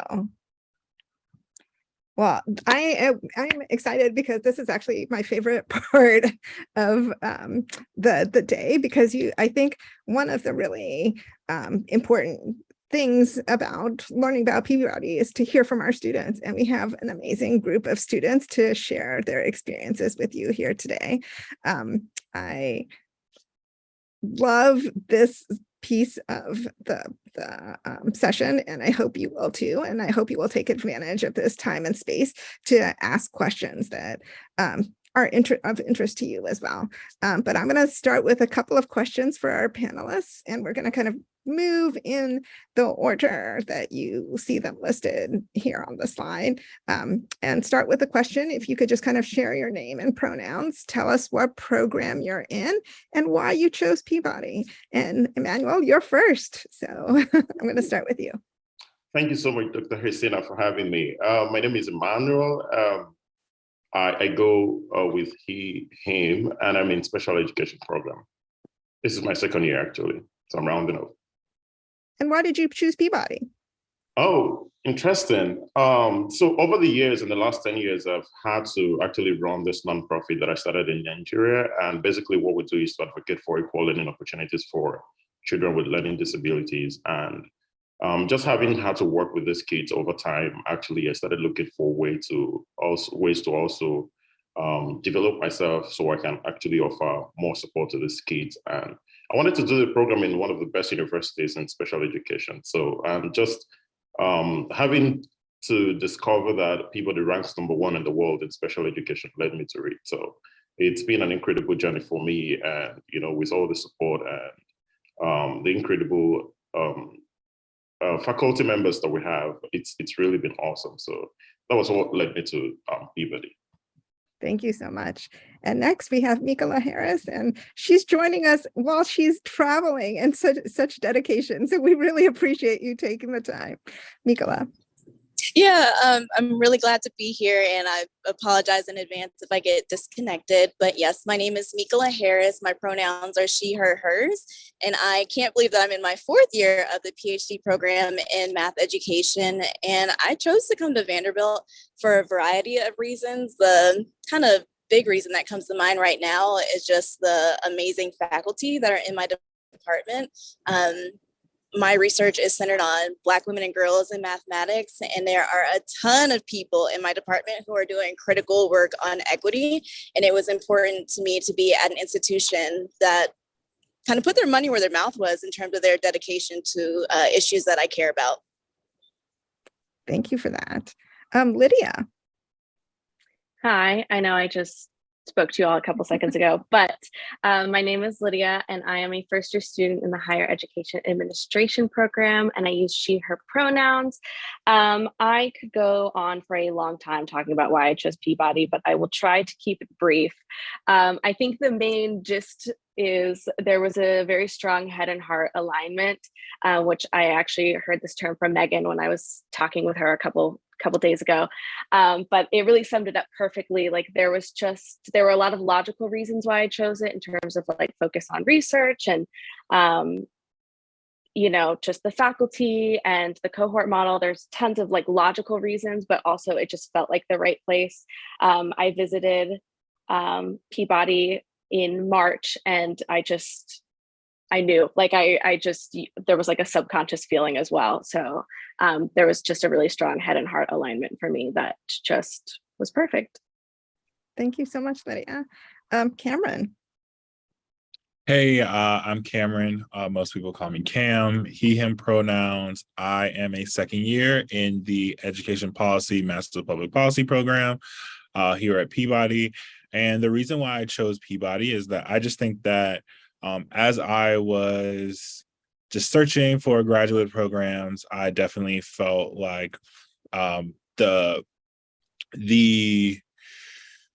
I was getting from Peabody was just that like my experiences and just like my viewpoint was like appreciated and valued and be welcome in the program. And so that really was really helpful in making my decision to choose Peabody. Thank you, Cam. And Emma. Hi, my name is Emma. I use she, her pronouns, and I'm in the quantitative methods program, and I'm a first year in the master's. I chose Peabody because of the community, just because it's a bit separate from main campus too. It's like a whole separate, really cool community to be a part of. It's mostly about the people, and if you surround yourself with good people, you'll have good outcomes in your life, and you'll have a lot of success. So, yeah. Thank you.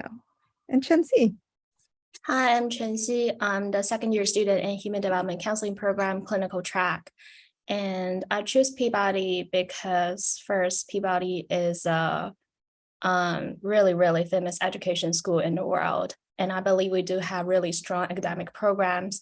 And second reason is because I think I really like Nashville. I really like the weather. We have about 6 months of summer, and the population in Nashville is also pretty diverse. So there are a lot of good foods here.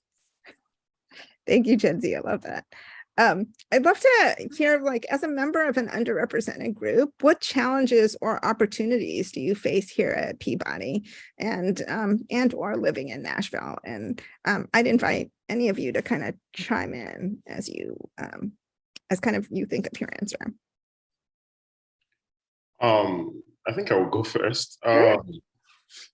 I think when I came into Peabody newly, it was really a bit difficult for me getting to connect with people from Nigeria and maybe Africa. But that basically was because I was new. After some time, I started connecting with people on campus and just outside of campus as well. There are great opportunities and resources in Peabody and around Nashville. The people are just very warm and welcoming.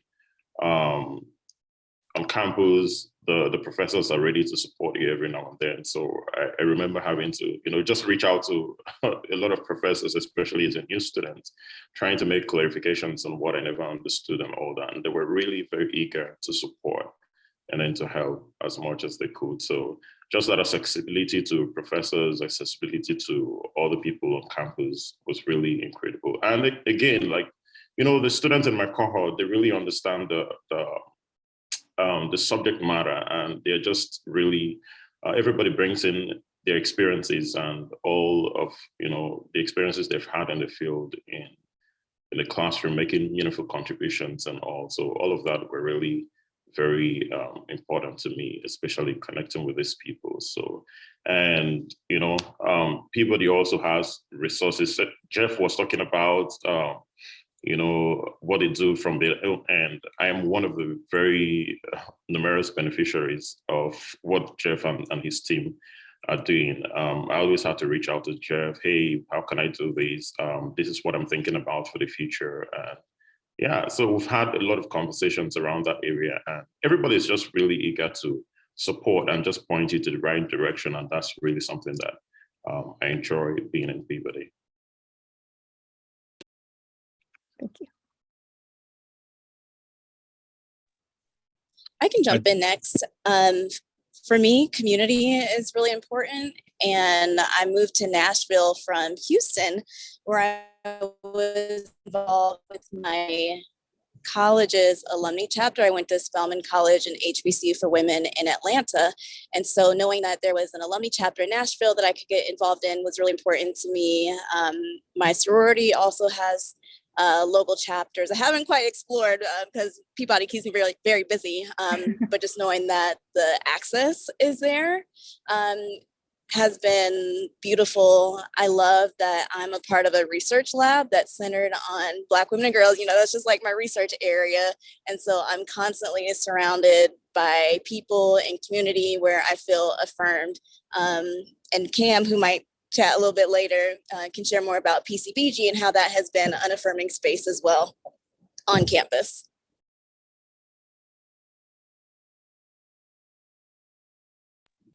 Yeah, and I can go next.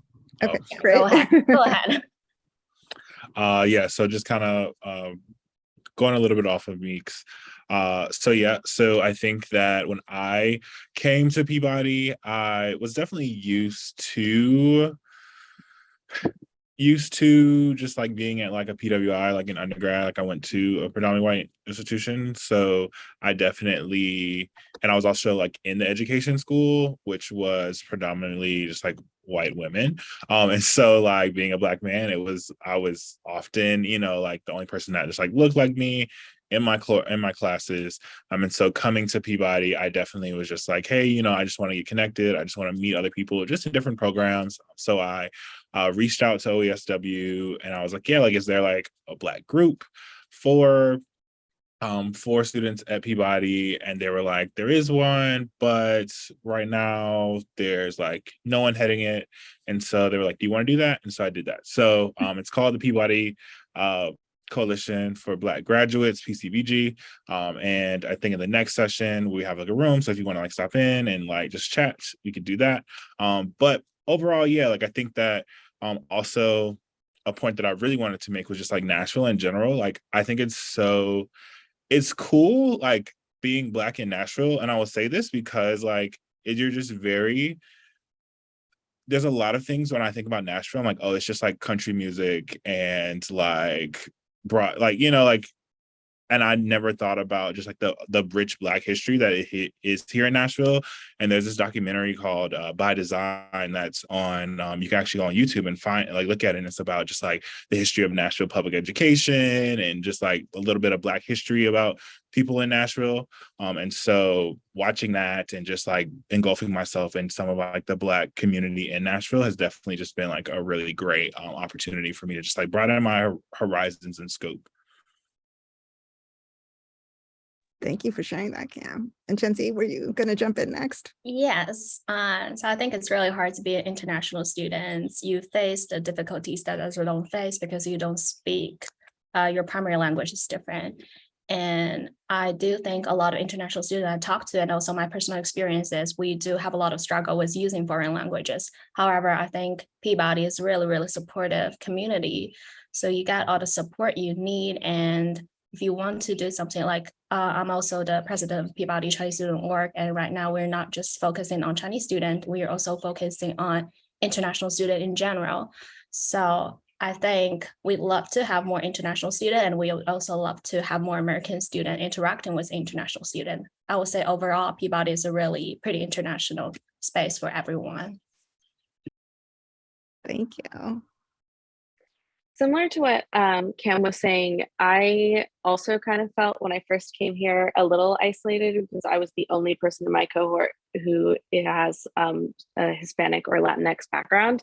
But I've gotten involved with PLASA, which is our Peabody, Peabody Latin Alumni and Student Association, which has been a really great resource for me to get involved with different individuals with kind of the same background as me, but also different Hispanic and Latinx backgrounds, which has been really fun. And yeah, I think I felt a little bit of imposter syndrome, but then I started talking to people in my cohort and I realized I was definitely not alone. And we were all kind of like, we're adjusting and getting used to being students and our assistantships and different things like that. So there is like a little bit of a period where you kind of have to figure out the balance and adjust to things. But I do think, as others have mentioned, like the faculty and students and staff here are all really supportive and understanding of that transition, and are willing to kind of accommodate and work with you to find balances and figure out what the best routine and resources are for you. So I am a part of QED, which is Queering, Education, and Development. This is pretty much one of the only ones in Peabody that focuses on getting a space for LGBTQ plus IA students. So I started leading that this year, kind of getting it up and running right now. And it's a great space for people who identify in that community, as well as allies who just want to learn more information, talk about some really hard topics, especially with some legislation that has happened with the Don't Say Gay bill. We were in the group chat the other night, like talking about it, expressing how we feel, and just being able to have that open communication in space. But I also love Peabody and Vanderbilt as a whole because it feels like this protection around us. Like no matter what happens in legislation, no matter what is going on in Tennessee, like we are protected by them. They have counseling services directed towards us to help people in our position and to create that community with each other. It's honestly really great. And I don't think I would enjoy my time here as much if I didn't have the community that I have through QED. And that's like a perfect segue into the next question, because I think a lot of you guys mentioned community. And so I would love to hear, like, what does that community look like for you, and how have you built community in Peabody or Nashville? What are some of the tips you might have for students who are interested?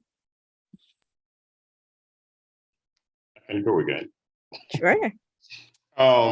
So I think for me, community is just being able to connect with people who are like-minded and who are also very open and vulnerable to share with you their experiences and what they go through. Because being at Peabody, all of us come, from different backgrounds and different challenges. Just having that eagerness to support one another is really essential. And I've tried building that through, the different opportunities that we have, especially the EDI Narrative Circle. That program really helped me, just having to come together once in a while, to connect and being able to share experiences. You have, a few people who are just really vulnerable and ready to listen to each other, share their experiences, and just feeling supported by one another. So that program was really very supportive for me. And I encourage anybody who has an opportunity or interest to really catch up on that. I think outside of Peabody, church was another thing that really helped me build a very formidable community. So I go to the cathedral just very close to Vanderbilt, and I have had to connect with amazing individuals there who have become friends and family as well. So yeah, those were some of the institutions and platforms that actually helped me. Thank you for sharing that. Yeah, other thoughts?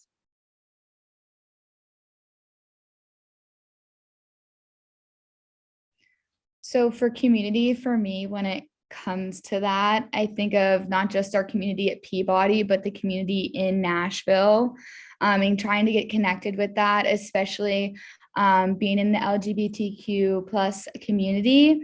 And there's a lot of things that are going around Nashville, but if you just don't know, you're just not aware. So we try and build a platform on our social medias that let people know that there are things going on all the time, every week, where you can go and just show up and feel accepted and wanted by all of Nashville too, not just within our small community at Peabody. Thank you. So I'll go next. When I think about community, I also think about, sorry, I'm just like crossing into West Virginia. I think about community across Vanderbilt. And so one of the resources that I appreciate is the graduate processing group through the, through the University Counseling Center. And so it's a group of graduate students from all different departments. We come together, we talk about sometimes we have bad days, sometimes we have really good days. We talk about our personal lives, relationships, family issues, and it's just a really great space to connect, share what's going on, uplift each other. Any resources encourage the community to be honest in that space. I think therapy is really important. And I think Vanderbilt does a good job of making resources available for students. Thank you. I can hop in. So yeah, I would echo, what a lot of people have already said, about like-minded individuals. And I think a lot of my community has been built through my cohort. Specifically in my program, we have all 3 of our classes together our first semester. So I see them all the time. So it was pretty natural to just kind of make friendships through that. So my cohort has been a really supportive group for me to engage with. We have a big group chat of all of us. And we also have one of first and second years. So even the second years in my program have also been a really great resource. I think other things that have helped, for example, I know Cam and Chensi, we all work in the Peabody administration building. And so we have like a graduate assistant and ambassador development program that we do. So that was fun to kind of get to know people in other programs. And we're going to be doing some more trainings and events later on in the semester. And I think for me personally, also trying to get involved in events that are on main Vanderbilt campus, because my assistantship is on Peabody. So I have a tendency to just kind of stick to the Peabody area. So for example, we had like diverse door days a couple weeks ago. So I went to that and trying to get involved in main campus events as well. Yeah, piggybacking off of, oh, go ahead, Meeks. This will be really quick, but just in thinking about on-campus events, just like think to yourself, do you like free food? Do you like free swag? There's a lot of great swag and food at these events. So I just wanted to add that. We definitely like providing food and swag. Go ahead, Cam. Yeah, like I just was gonna like just echo feeling like you can participate in like Vanderbilt wide activities. I think that because of geographically, just like how like Peabody is situated, like yes, like you know, like we love just like the community that we're able to build because of how it's situated, but also just to emphasize that like you are like Vanderbilt students, right? So you're able to just like take advantage of like all the things that Vanderbilt students can. I mean, all the things that Vanderbilt students can as well. I know for me, like I said, like I definitely feel like a lot of my community has come from one, my cohort, and also the Peabody Coalition of Black Graduates. I think that, but it was really cool is that there were other like Black graduate organizations like in Vanderbilt that before I was able to get this group back off the ground. I was able to just go to different events. We also had the BCC on the Black Culture Center that also had different events. And I actually, like my best friend here in Nashville is like a PhD student in like mechanical engineering. And like, we're like really tight. And I just like am really thankful that I was able to just like, like I said, just venture out to the greater Vanderbilt community and make that connection that I probably would not have made if I hadn't. Yeah, thank you for sharing that. And Megan, thank you for putting in the chat the organization, Black graduate and professional students. So yeah, and I think, Chensi, have you? Yes, I want to speak for for our program, Human Development Counseling. I think our cohort is pretty close, and especially because we have a wonderful second-year student. He was a second-year student, now he's a third-year student. He started a processing group, so it's a really good way to help people to connect. So we have 5 students in the group, 2 from second year, 3 from first year. So it's basically you can talk about anything you want, your highs and lows, and a second-year student will help you navigate a life in Peabody and in Nashville. So I really like that space, and I think it's just wonderful that our program have it, and we are thinking about expanding it to the entire Peabody campus. I do know we also have affinity group in Peabody, and also outside the Peabody or outside Vanderbilt University, I think there are also a lot of sports club because I really love sports. So I'm training in Nashville MMA, and I know there are a lot of jiu-jitsu gym, and Shakti Yoga is just around the corner. They're also a wonderful place, really, really inclusive. And there are a really big climbing and bouldering gym just really close to Nashville, I think. I heard like half of the members there are actually Vanderbilt students. So thank you, Megan. Yeah, so I think there are a lot of opportunities and a lot of things you can find in Nashville. Thank you for that. And just, Miko, I saw you come out, so I'm gonna turn it over to you. did you have something you wanted to? Yeah, can I add one more thing? Sure. So I don't know if any of y'all consider yourselves to be introverts, but I am. And there are opportunities to connect with students that doesn't necessarily have to be you going to an event by yourself and having to figure out who to talk to. There are different, I don't remember the name of these programs, but I've been paired with different students in different departments of Peabody and across the graduate. There we go. Thank you. And I even met my grad school bestie, Jessie, through these initiatives. So there are ways to connect for different levels of comfort. Yeah. Thank you for sharing that. We love it when people love the programs. So thank you for that. I also, we're going to probably wrap this up at like 12. So I want to invite any questions that like our participants might have, please feel free to throw them into the chat. We'd be happy to answer any questions that you might have. You'll also have kind of some breakout rooms in just a second to ask more direct questions in student-only spaces. So there's also going to be that opportunity. But my last question would be, what advice would you give to prospective students considering Peabody? What would you say?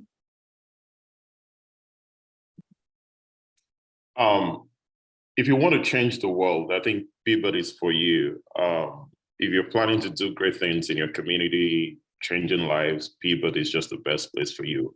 And I advise you to just go for it. Thank you. My answer seems really insignificant. I was going to say form reading groups early. And also another thing about I'm also an introvert. So like kind of intentionally pushing yourself to go to events and doing things that may be a little bit outside of your box.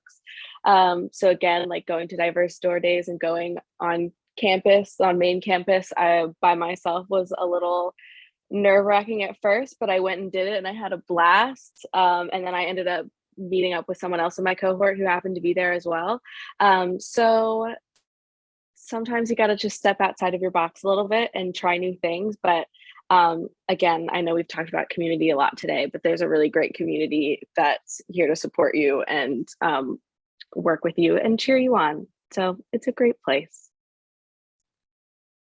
I think my advice would just be to like, just follow what you feel like is right. Like I felt like just in my process of just like figuring out grad school and things like where I was going to apply, like after I got accepted, where I was going to go, I like Vanderbilt was actually like at the bottom of my list just because like I'm like from like the coast of Virginia. And so like majority of the places I applied to were like on like the East Coast and just felt a little bit more accessible. And like Vanderbilt was that one outlier, 11 hours from my house. But it really just took me to just be like, hey, you know, like, where do I feel like I am able to just like continue to be the best version of myself? And I found that like through my process and when I was just looking at all the places that Vanderbilt and Peabody was where I felt like was best for me. So I just like, that's the advice I just have, like while you're going through this process, is just to really sit down and just like ask yourself, like, where can I be? Like, not necessarily the person that you are right now, but the person that you want to be. What would be the best opportunity for that? Thank you.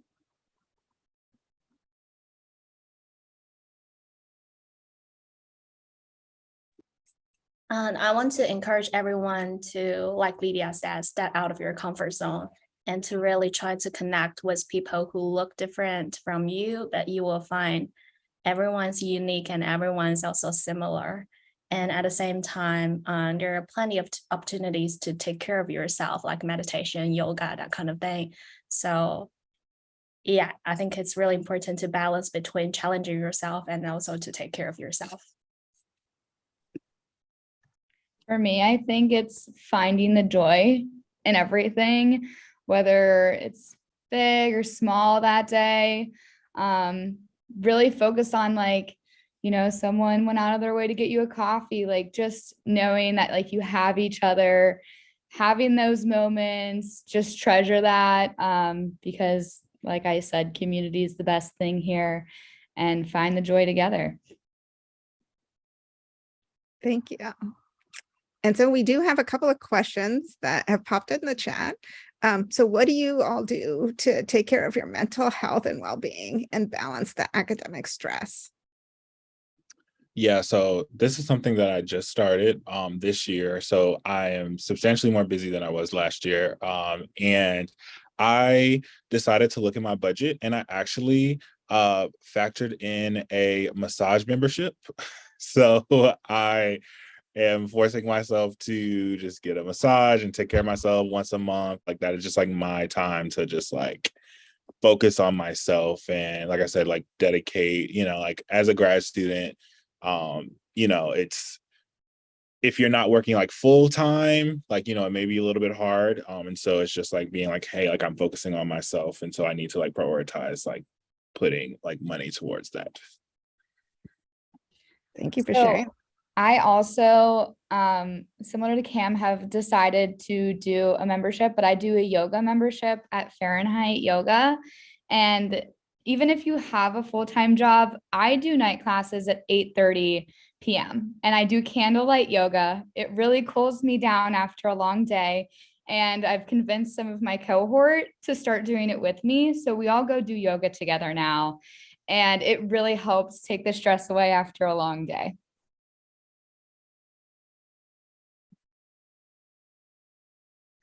Anybody else? I also started taking my sports really seriously and exercise as well. And then the facility at the Commons is also really very useful to me at this time. So anybody who really wants to should actually check that out. So that's what I do actually to keep up, because sometimes it gets really overwhelming. Yeah. I do a lot of like really like, I don't know if we want to call it like cosmetic self-care, like face masks, hair masks and stuff like that a lot of time. Because I've just found that it really helps me in terms of like having dedicated time to just dedicate to myself, and putting like time and energy into myself, but also activities like painting.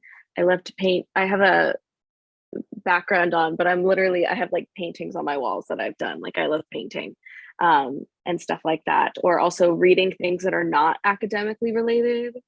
Sometimes it's nice to read something that's just like silly and fun. So yeah, those are some ways I take care of myself.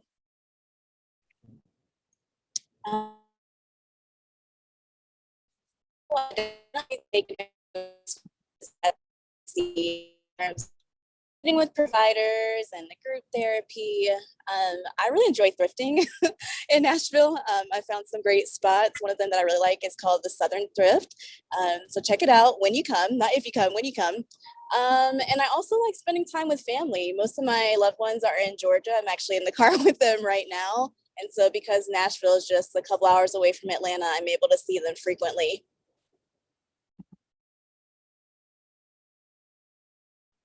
I would like to add that Nashville has a major music community, music scene. I mean, it's Music City. So for me, I like to put in my monthly budget just a little bit of money so that I can go to concerts, and it just lifts my spirits and it helps me get through that month just a little more rejuvenated. Thank you. And I think we had one more question. I think there's a question that's been answered in the chat, so I'm not going to do that one, but how difficult is it to manage a full-time job and full-time course load? Are the professors understanding? So I'd love to hear thoughts.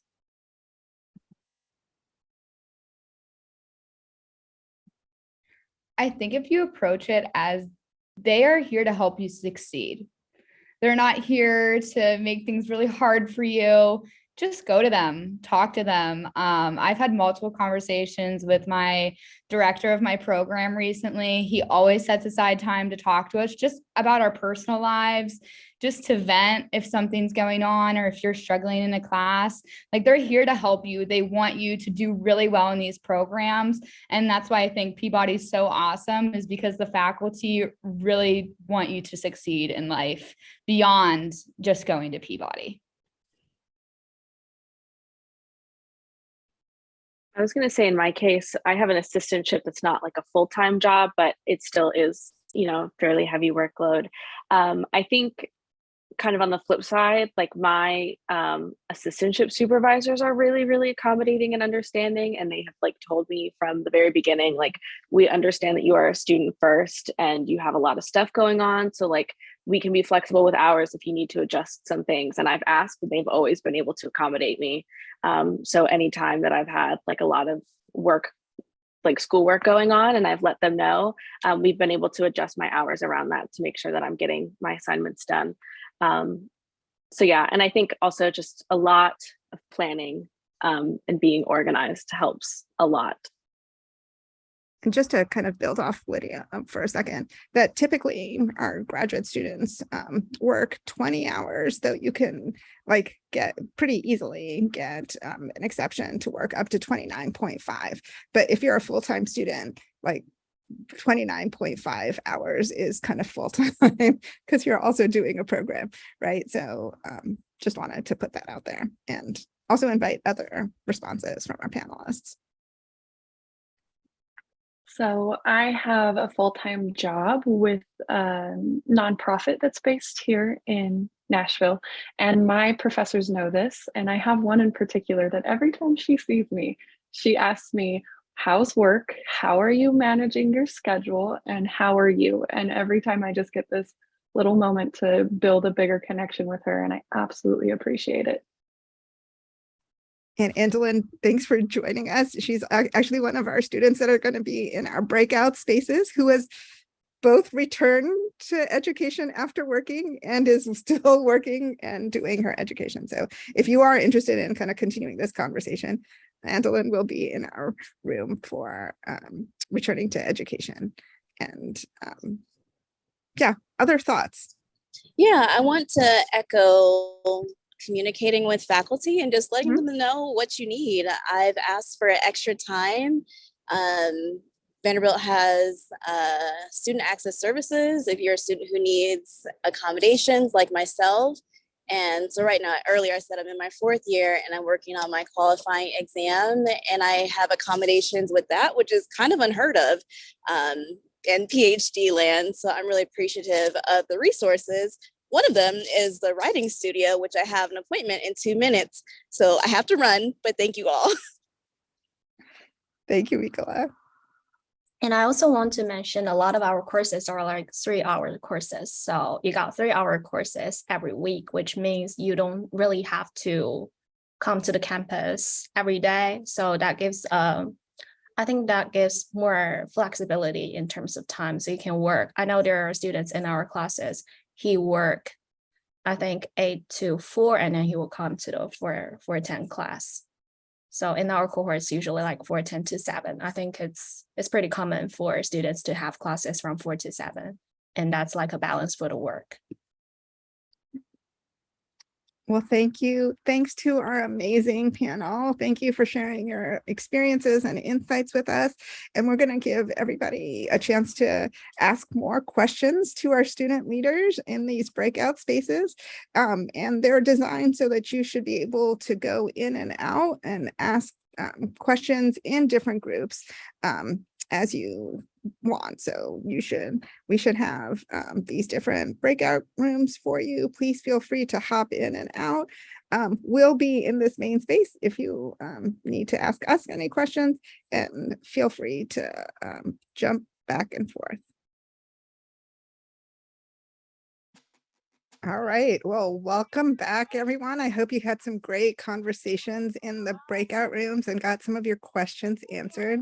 And now I'm really excited to welcome one of our newest faculty members, Dr. Christina Zepeda, who is an assistant professor of psychology and human development here at Peabody College, where she directs the Advanced Learning Lab. Born and raised in San Diego, California, she stayed close to home for her college, attending UC San Diego, where she received a bachelor's degree in psychology with a minor in educational studies. Then she hopped across the country to Pittsburgh, Pennsylvania, where she completed her doctoral studies in cognitive psychology at the Learning Research and Development Center at the University of Pittsburgh. Then she completed her postdoctoral training in education and psychology and brain sciences at Washington University in St. Louis. In her research, Dr. Zepeda applies theories of cognition and motivation to educational practices and investigates how students regulate and adapt their learning processes. Guiding these research interests are her goal of making education more equitable and better preparing students for future learning experiences. As the first Latina in her family to earn a doctorate, Dr. Zepeda understands the importance of having experiences that embrace and respect how people differ while providing access and opportunities in a welcoming manner. And she strives to further diversity in both psychological sciences and post-secondary education by participating in outreach and academic preparation programs, creating courses and workshops, and mentoring underrepresented scholars. Thank you for being here, Dr. Zepeda, and I'm going to turn it over to you. Yes, thank you. This is so exciting. I wish I was like, when I was in all your spaces, it was back in 2010, 2011. So it's really nice to be here and have this opportunity to share a little bit about the research that I do. And I tried to frame it more broadly. So today we're going to talk about how to apply psychological science to education, to learning outcomes. But first, before we dive right into that, I just wanted to discuss what is learning. Oftentimes we think learning is acquiring new knowledge and skills, but it's more than that. It also involves learning how to learn, something that we are rarely ever explicitly taught. So this involves things like how we manage our thoughts and how we use our motivations to direct our learning. So for example, we can imagine a middle school student overwhelmed trying to understand their math homework, or a college student struggling to figure out how to succeed in their courses. Fundamental to the success of these students is that they have to learn how to regulate and adapt their learning in those situations, whether it's their encounter in applying challenging strategies, the setbacks that they experience, or these struggles that they might encounter in learning. And oftentimes we think that these struggles are a bad thing. We shouldn't struggle to learn. But in fact, if we're learning, we are overcoming these many failures as we're acquiring and improving our competence in a domain. But we can step back and think, sorry, I don't know if you can hear the sirens, but I am at my family's house in on the porch because that's the only quiet space. But so how do we support students in this process? This is where we apply research in psychological science and where it's really key to apply research in psychological science. We can get psychological insights from both the students and the teachers in classroom settings. So what do students do to navigate their learning on their own without intervention? What do they do? Simultaneously, we can ask, how can we as teachers support students to learn effectively and to help them navigate their learning processes? In my research, I focused, as I kind of hinted at in the examples, from middle school through college, and we might imagine that the ways in which we would support a middle schooler would look very different in the ways in which we would support a college student. Now, both of them are in this developmental period of adolescence, but the cognitive, social, and biological changes and shifts that they're experiencing are different. For middle schoolers, they're just now experiencing these shifts, right? Puberty is occurring, their peer groups are changing. But by the time you get to college, you're at the tail end of adolescence where these shifts aren't as salient anymore. So I'm going to take you back to a time that most people don't like when I do this, but we're going to go back to middle school time and just envision yourself of what it was like to be in middle school. And this should really highlight the awkwardness that a lot of people will say experienced in middle school. As I mentioned, it's a time when puberty occurs. And something that we didn't know perhaps is it's also this time when we're experiencing shifts in our cognitive abilities and our motivational reactions. So this is a period where we become more autonomous. We push back against our parents. We're able to think about abstract things, about possibilities, and we're increasing our abilities in being metacognitive. Now, metacognition is this big fancy word. It's thinking about one's thoughts and controlling those thoughts. And it's a big concept that we study in my lab. It's something that we probe deeply, and I continue to be fascinated by it. As a researcher, I'm thinking about how other people think about their thoughts. It's like this meta level of metacognition. And a classic example, because what is metacognition, is when we all read a book. So we probably have read a textbook or maybe a fictional book for fun, and we get halfway through the page and we realize we have no idea what we just read. In that instance, that is a metacognitive experience. You were able to identify that you didn't know what you just read. You were able to identify what you didn't know. At the same time that we are experiencing in middle school these increases in our cognitive abilities, we're also experiencing decreases in our motivation to learn. So it makes for this really unique intersection where we're increasing in our cognitive abilities, but we're decreasing in our motivation, particularly for STEM. And so we can look at this kind of intersection of how these things are unfolding for students in their actual classrooms. Furthermore, if we look from middle school through college, it's a period in which teachers can intervene and help their students learn how to learn and how to provide guidance. And we can do that through the talk we provide, the activities we assign. We can think of the instruction that we give and the feedback that we provide. This research understanding how to support students' regulation is kind of this two-pronged thing. We can focus on what's happening at the student level and what's happening at the teacher level, all situated within this context of the classroom, in the school, in the city, and so forth. So it's very contextualized in how students learn and navigate that learning. And while I focused a lot on kind of so far the developmental science that has informed how we can approach these different periods, now I'm going to focus more on these cognitive things, metacognition, for example. So at the learner level, with students in the classroom, we can think about what strategies do they use to navigate their learning? What do they do to motivate themselves? What do they do to think through a problem? And if we bring metacognition back into this picture, there are three kind of skills that lots of people focus on. And you probably have heard of these skills, maybe called them a different term, but there's planning, where you think about the goal of the task and how you're going to reach that goal. Monitoring, where you're checking your understanding. What do you know? What do you don't know? What do you understand? What do you need to probe more on? Is this even making sense? Maybe you're doing this during my talk in and of itself. And then there's evaluation. What did you learn well? What could you do better next time? And it's really this focus on what you could do better next time, this reflection piece that can help prepare students for their subsequent learning experiences. So on a theoretical level, that was like super science-y right there. These different skills should help students acquire knowledge and increase their performance in the classroom. And lots of research would help confirm that. But the ways in which we can intervene and do these different types of interventions has implications for how equitable or how inclusive they are in their approaches.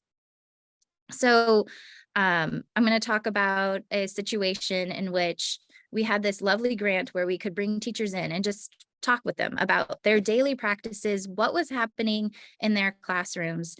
And one of my favorite teachers came in one day, all flustered and frustrated. I keep giving my students an exam.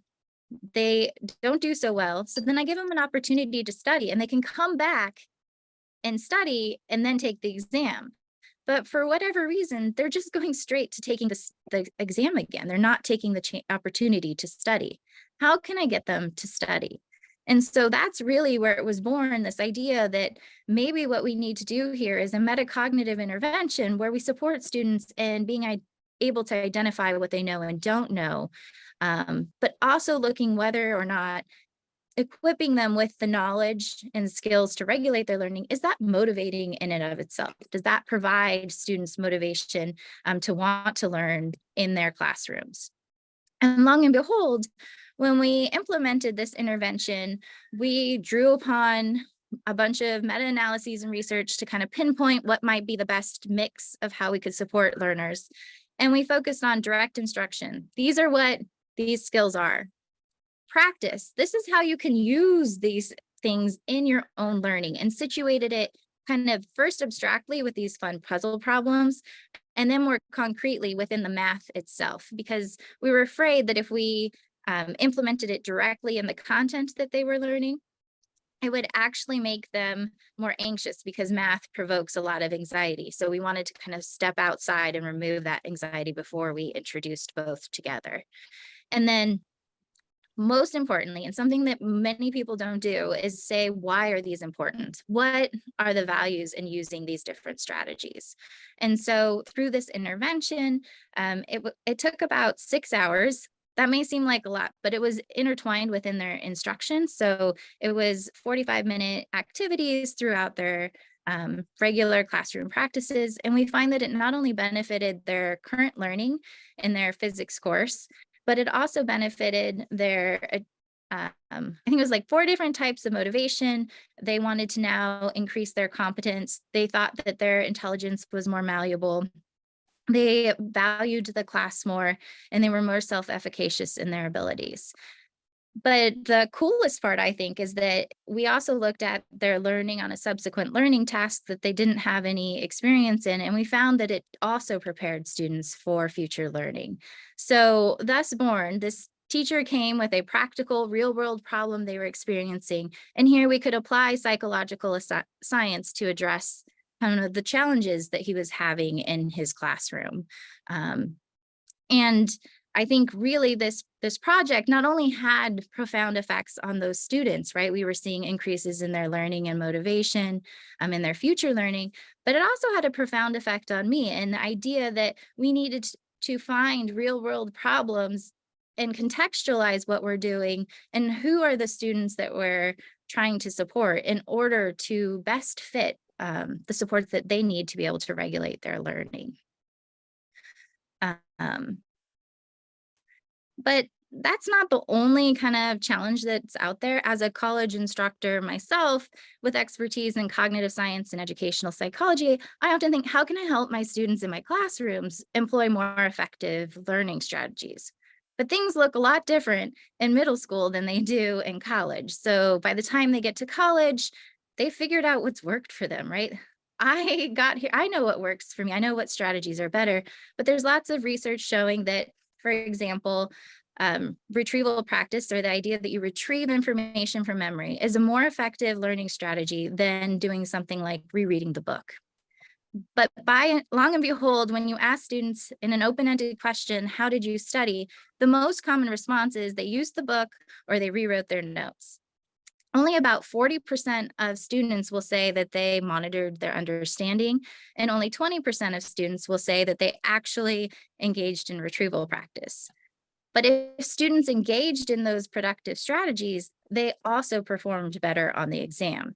So here we were using open-ended questions to kind of understand what is happening without an instructor intervening, so that we could decide what kinds of interventions would be more supportive for them to help them use more effective learning strategies. And when we do things like focus groups, which a colleague of mine has done, we ask students, why don't you use these strategies? And they say, quite frankly, they're not fun. They're not enjoyable to use. You're confronted that you don't have that knowledge. They also say that it's costly. You're making me do a total behavior switch here where I have to reapproach my learning.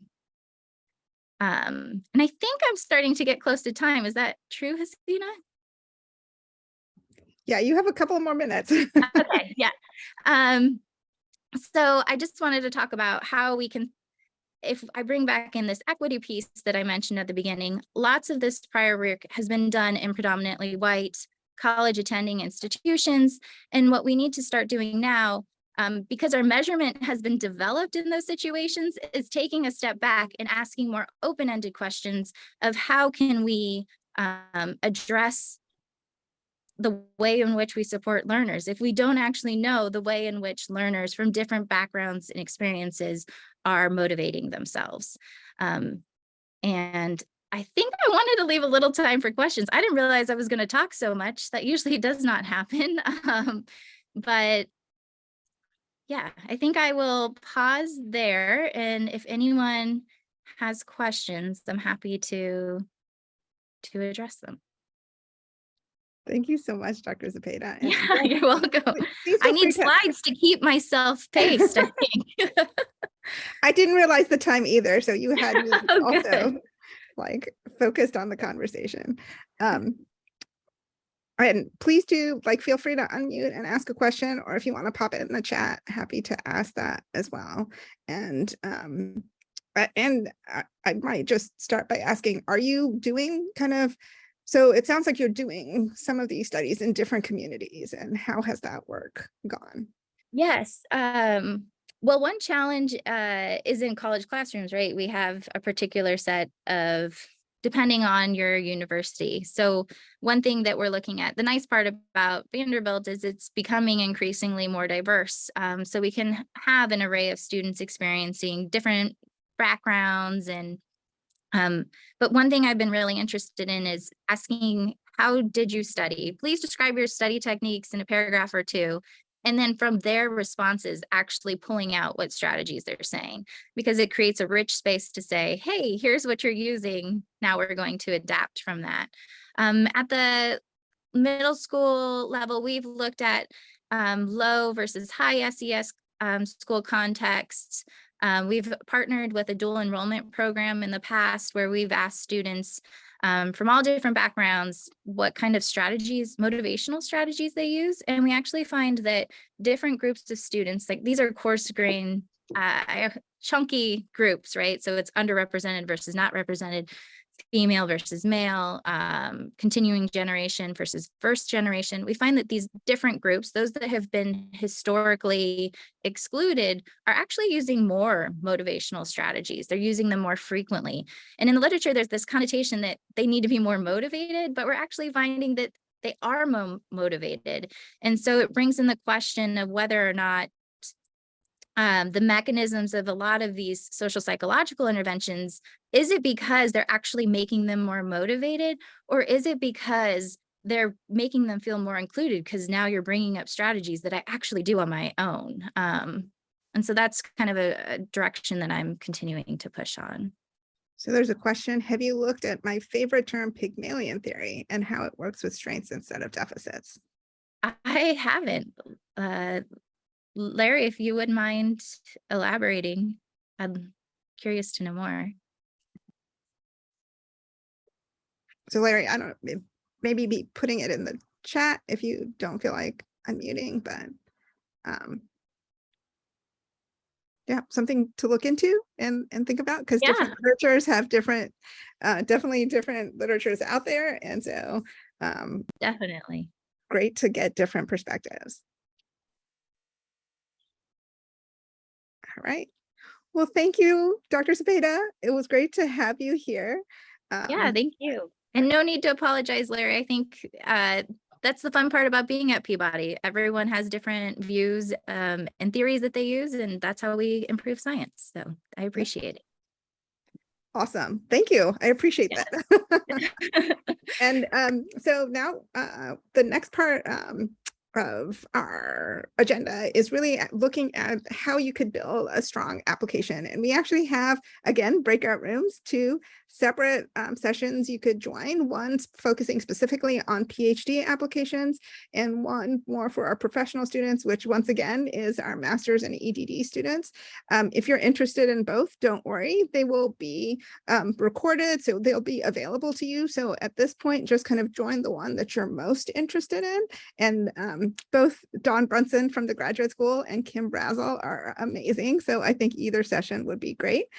Once again, we do have the 2 breakout rooms. So if you just kind of click on the breakout room tab, you should be able to join either of those sessions. Kim is doing the master's, Dawn Brunson is doing the PhD. So if you go to breakout rooms and scroll down a little bit, you should be able to see the join button and join either the master's application process with Kim or the PhD process with Dawn. So. And okay, I will say, I think we are ready for the next session.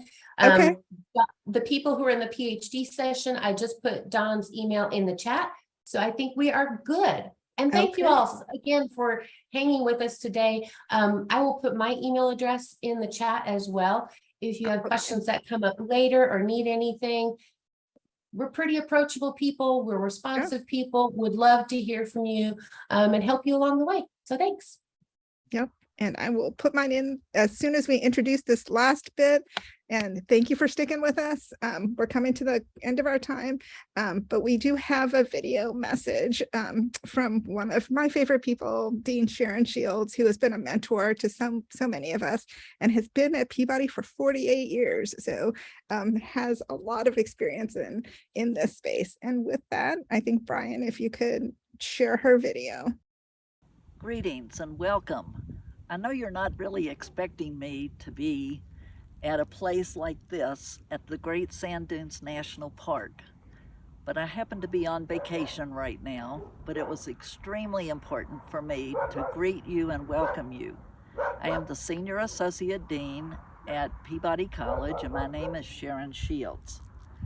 I have a 48-year history with this college, and it was just critical for me to share a few things about Peabody with you as you are discerning to make a very important decision in your life. One of the really interesting programs that we have at Peabody College is called the Path Dialogue. In 1974, I came to Peabody College as a PhD student, and I am now an alumnus as well as a member of the faculty and serving in an administrative role at Peabody. Path Dialogues bring alumni back to the college, and it stands for purpose, authenticity, transformation, and heart. And I just want to say to you today from my own heart that this was the most important decision I have really ever made in my life. It changed my life path to come to Peabody College. One of the things I've learned out in this beautiful country of ours, out in Colorado and New Mexico, is that the Navajo have a tradition that says we must let go of things if we're going to accept things. And so I know that you are really contemplating letting go of many things that you are accustomed to, that are familiar to you, to make a decision to embrace the next step in your educational journey. I think it's really important for you to know that, yes, I thought that I had my life path really set. I had to give up my job, which was as a middle school teacher. I had to let go of friends. I had to leave family. But what I got to embrace was something that was truly purpose-filled. That's the first word in path. It was a purpose-filled time in my life to come and expand my own education. It also helped me become a more authentic person. People saw in me things that I did not see in myself that I could grow into and to become the person I needed to become. I became more authentic to my life purpose and my mission.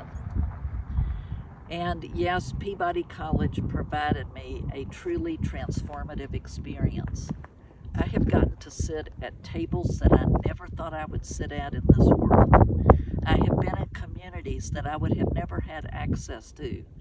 I have been able to do scholarship and teaching that has been so meaningful to me and to others. And so Peabody really provided that entrance, that gateway to new opportunity in my life that I would have never had if I had not come here. But the most important thing to me has been the heart of Peabody College and how it changed my heart, how it changed my passion, how it changed my life and my work. Peabody College is a place that not only talks to you about your head and wants you to get new knowledge and new skills, but it also tells you to have a heart for where the gaps are in the world. It has a heart for the people who need you and your expertise and your skills place that you can put your heart into and be a change agent. The last thing I want to say to you is that I am proud of Peabody College and Vanderbilt University for its commitment to equity, diversity, and inclusion. We are not a perfect college. We are not a perfect university. We have not had a perfect past, but we are working toward a more perfect future, and one that hears your voice, that has your voice at the table, that listens, and that helps us to become even more transformed by you as you make your journey through this college. And so I hope that you will make the decision to find belonging and sense of community here at Peabody College, and that you will have your path clear cut, and this time to come straight to us. We welcome you. We want you to consider your future with us and come and join this beloved community. I wish you well, and I hope that you have an enjoyable rest of your day. And I will see you hopefully when you choose Peabody College as your next educational step. Love Sharon, and the use of technology is, great and challenging at times. But as Sharon mentioned, we really hope today has helped you in that discernment process as you think about your next steps, and realize that you might have even more questions. And we do want to share that the week of October 17th through the 21st is our fall preview week. And we'll have a series of webinars from all of the offices that you heard like snippets from today. We'll have like more information about what each of our offices does do, gosh, grammar on Friday afternoons. Anyway, and as well as more information about each of the programs. So programs that you might be interested in considering here at Peabody, the faculty will share more about what they do, current students in their programs. So you'll get a lot more information during fall preview week. And so we hope you will be able to join us. Again, we'll have recordings and information from everything here today, and you have access to our email. So we would really love to connect with all of you. And so please feel free to reach out with additional questions or concerns, as well as like things that you'd love to see. We'd love to hear your thoughts and ideas. So with that, thank you for hanging in there with us, and hope you have a wonderful weekend. Take care. Thanks. This was awesome. Thank you. Thanks for joining us. Thank It was you. great to get to know you guys a little better. And I want to reiterate what Hasina said. Feel free to reach out to us. We are completely available. I am here to help any way I can. So it'd be good to hear from you, and have a lovely weekend. Yes. Thank you. Take care.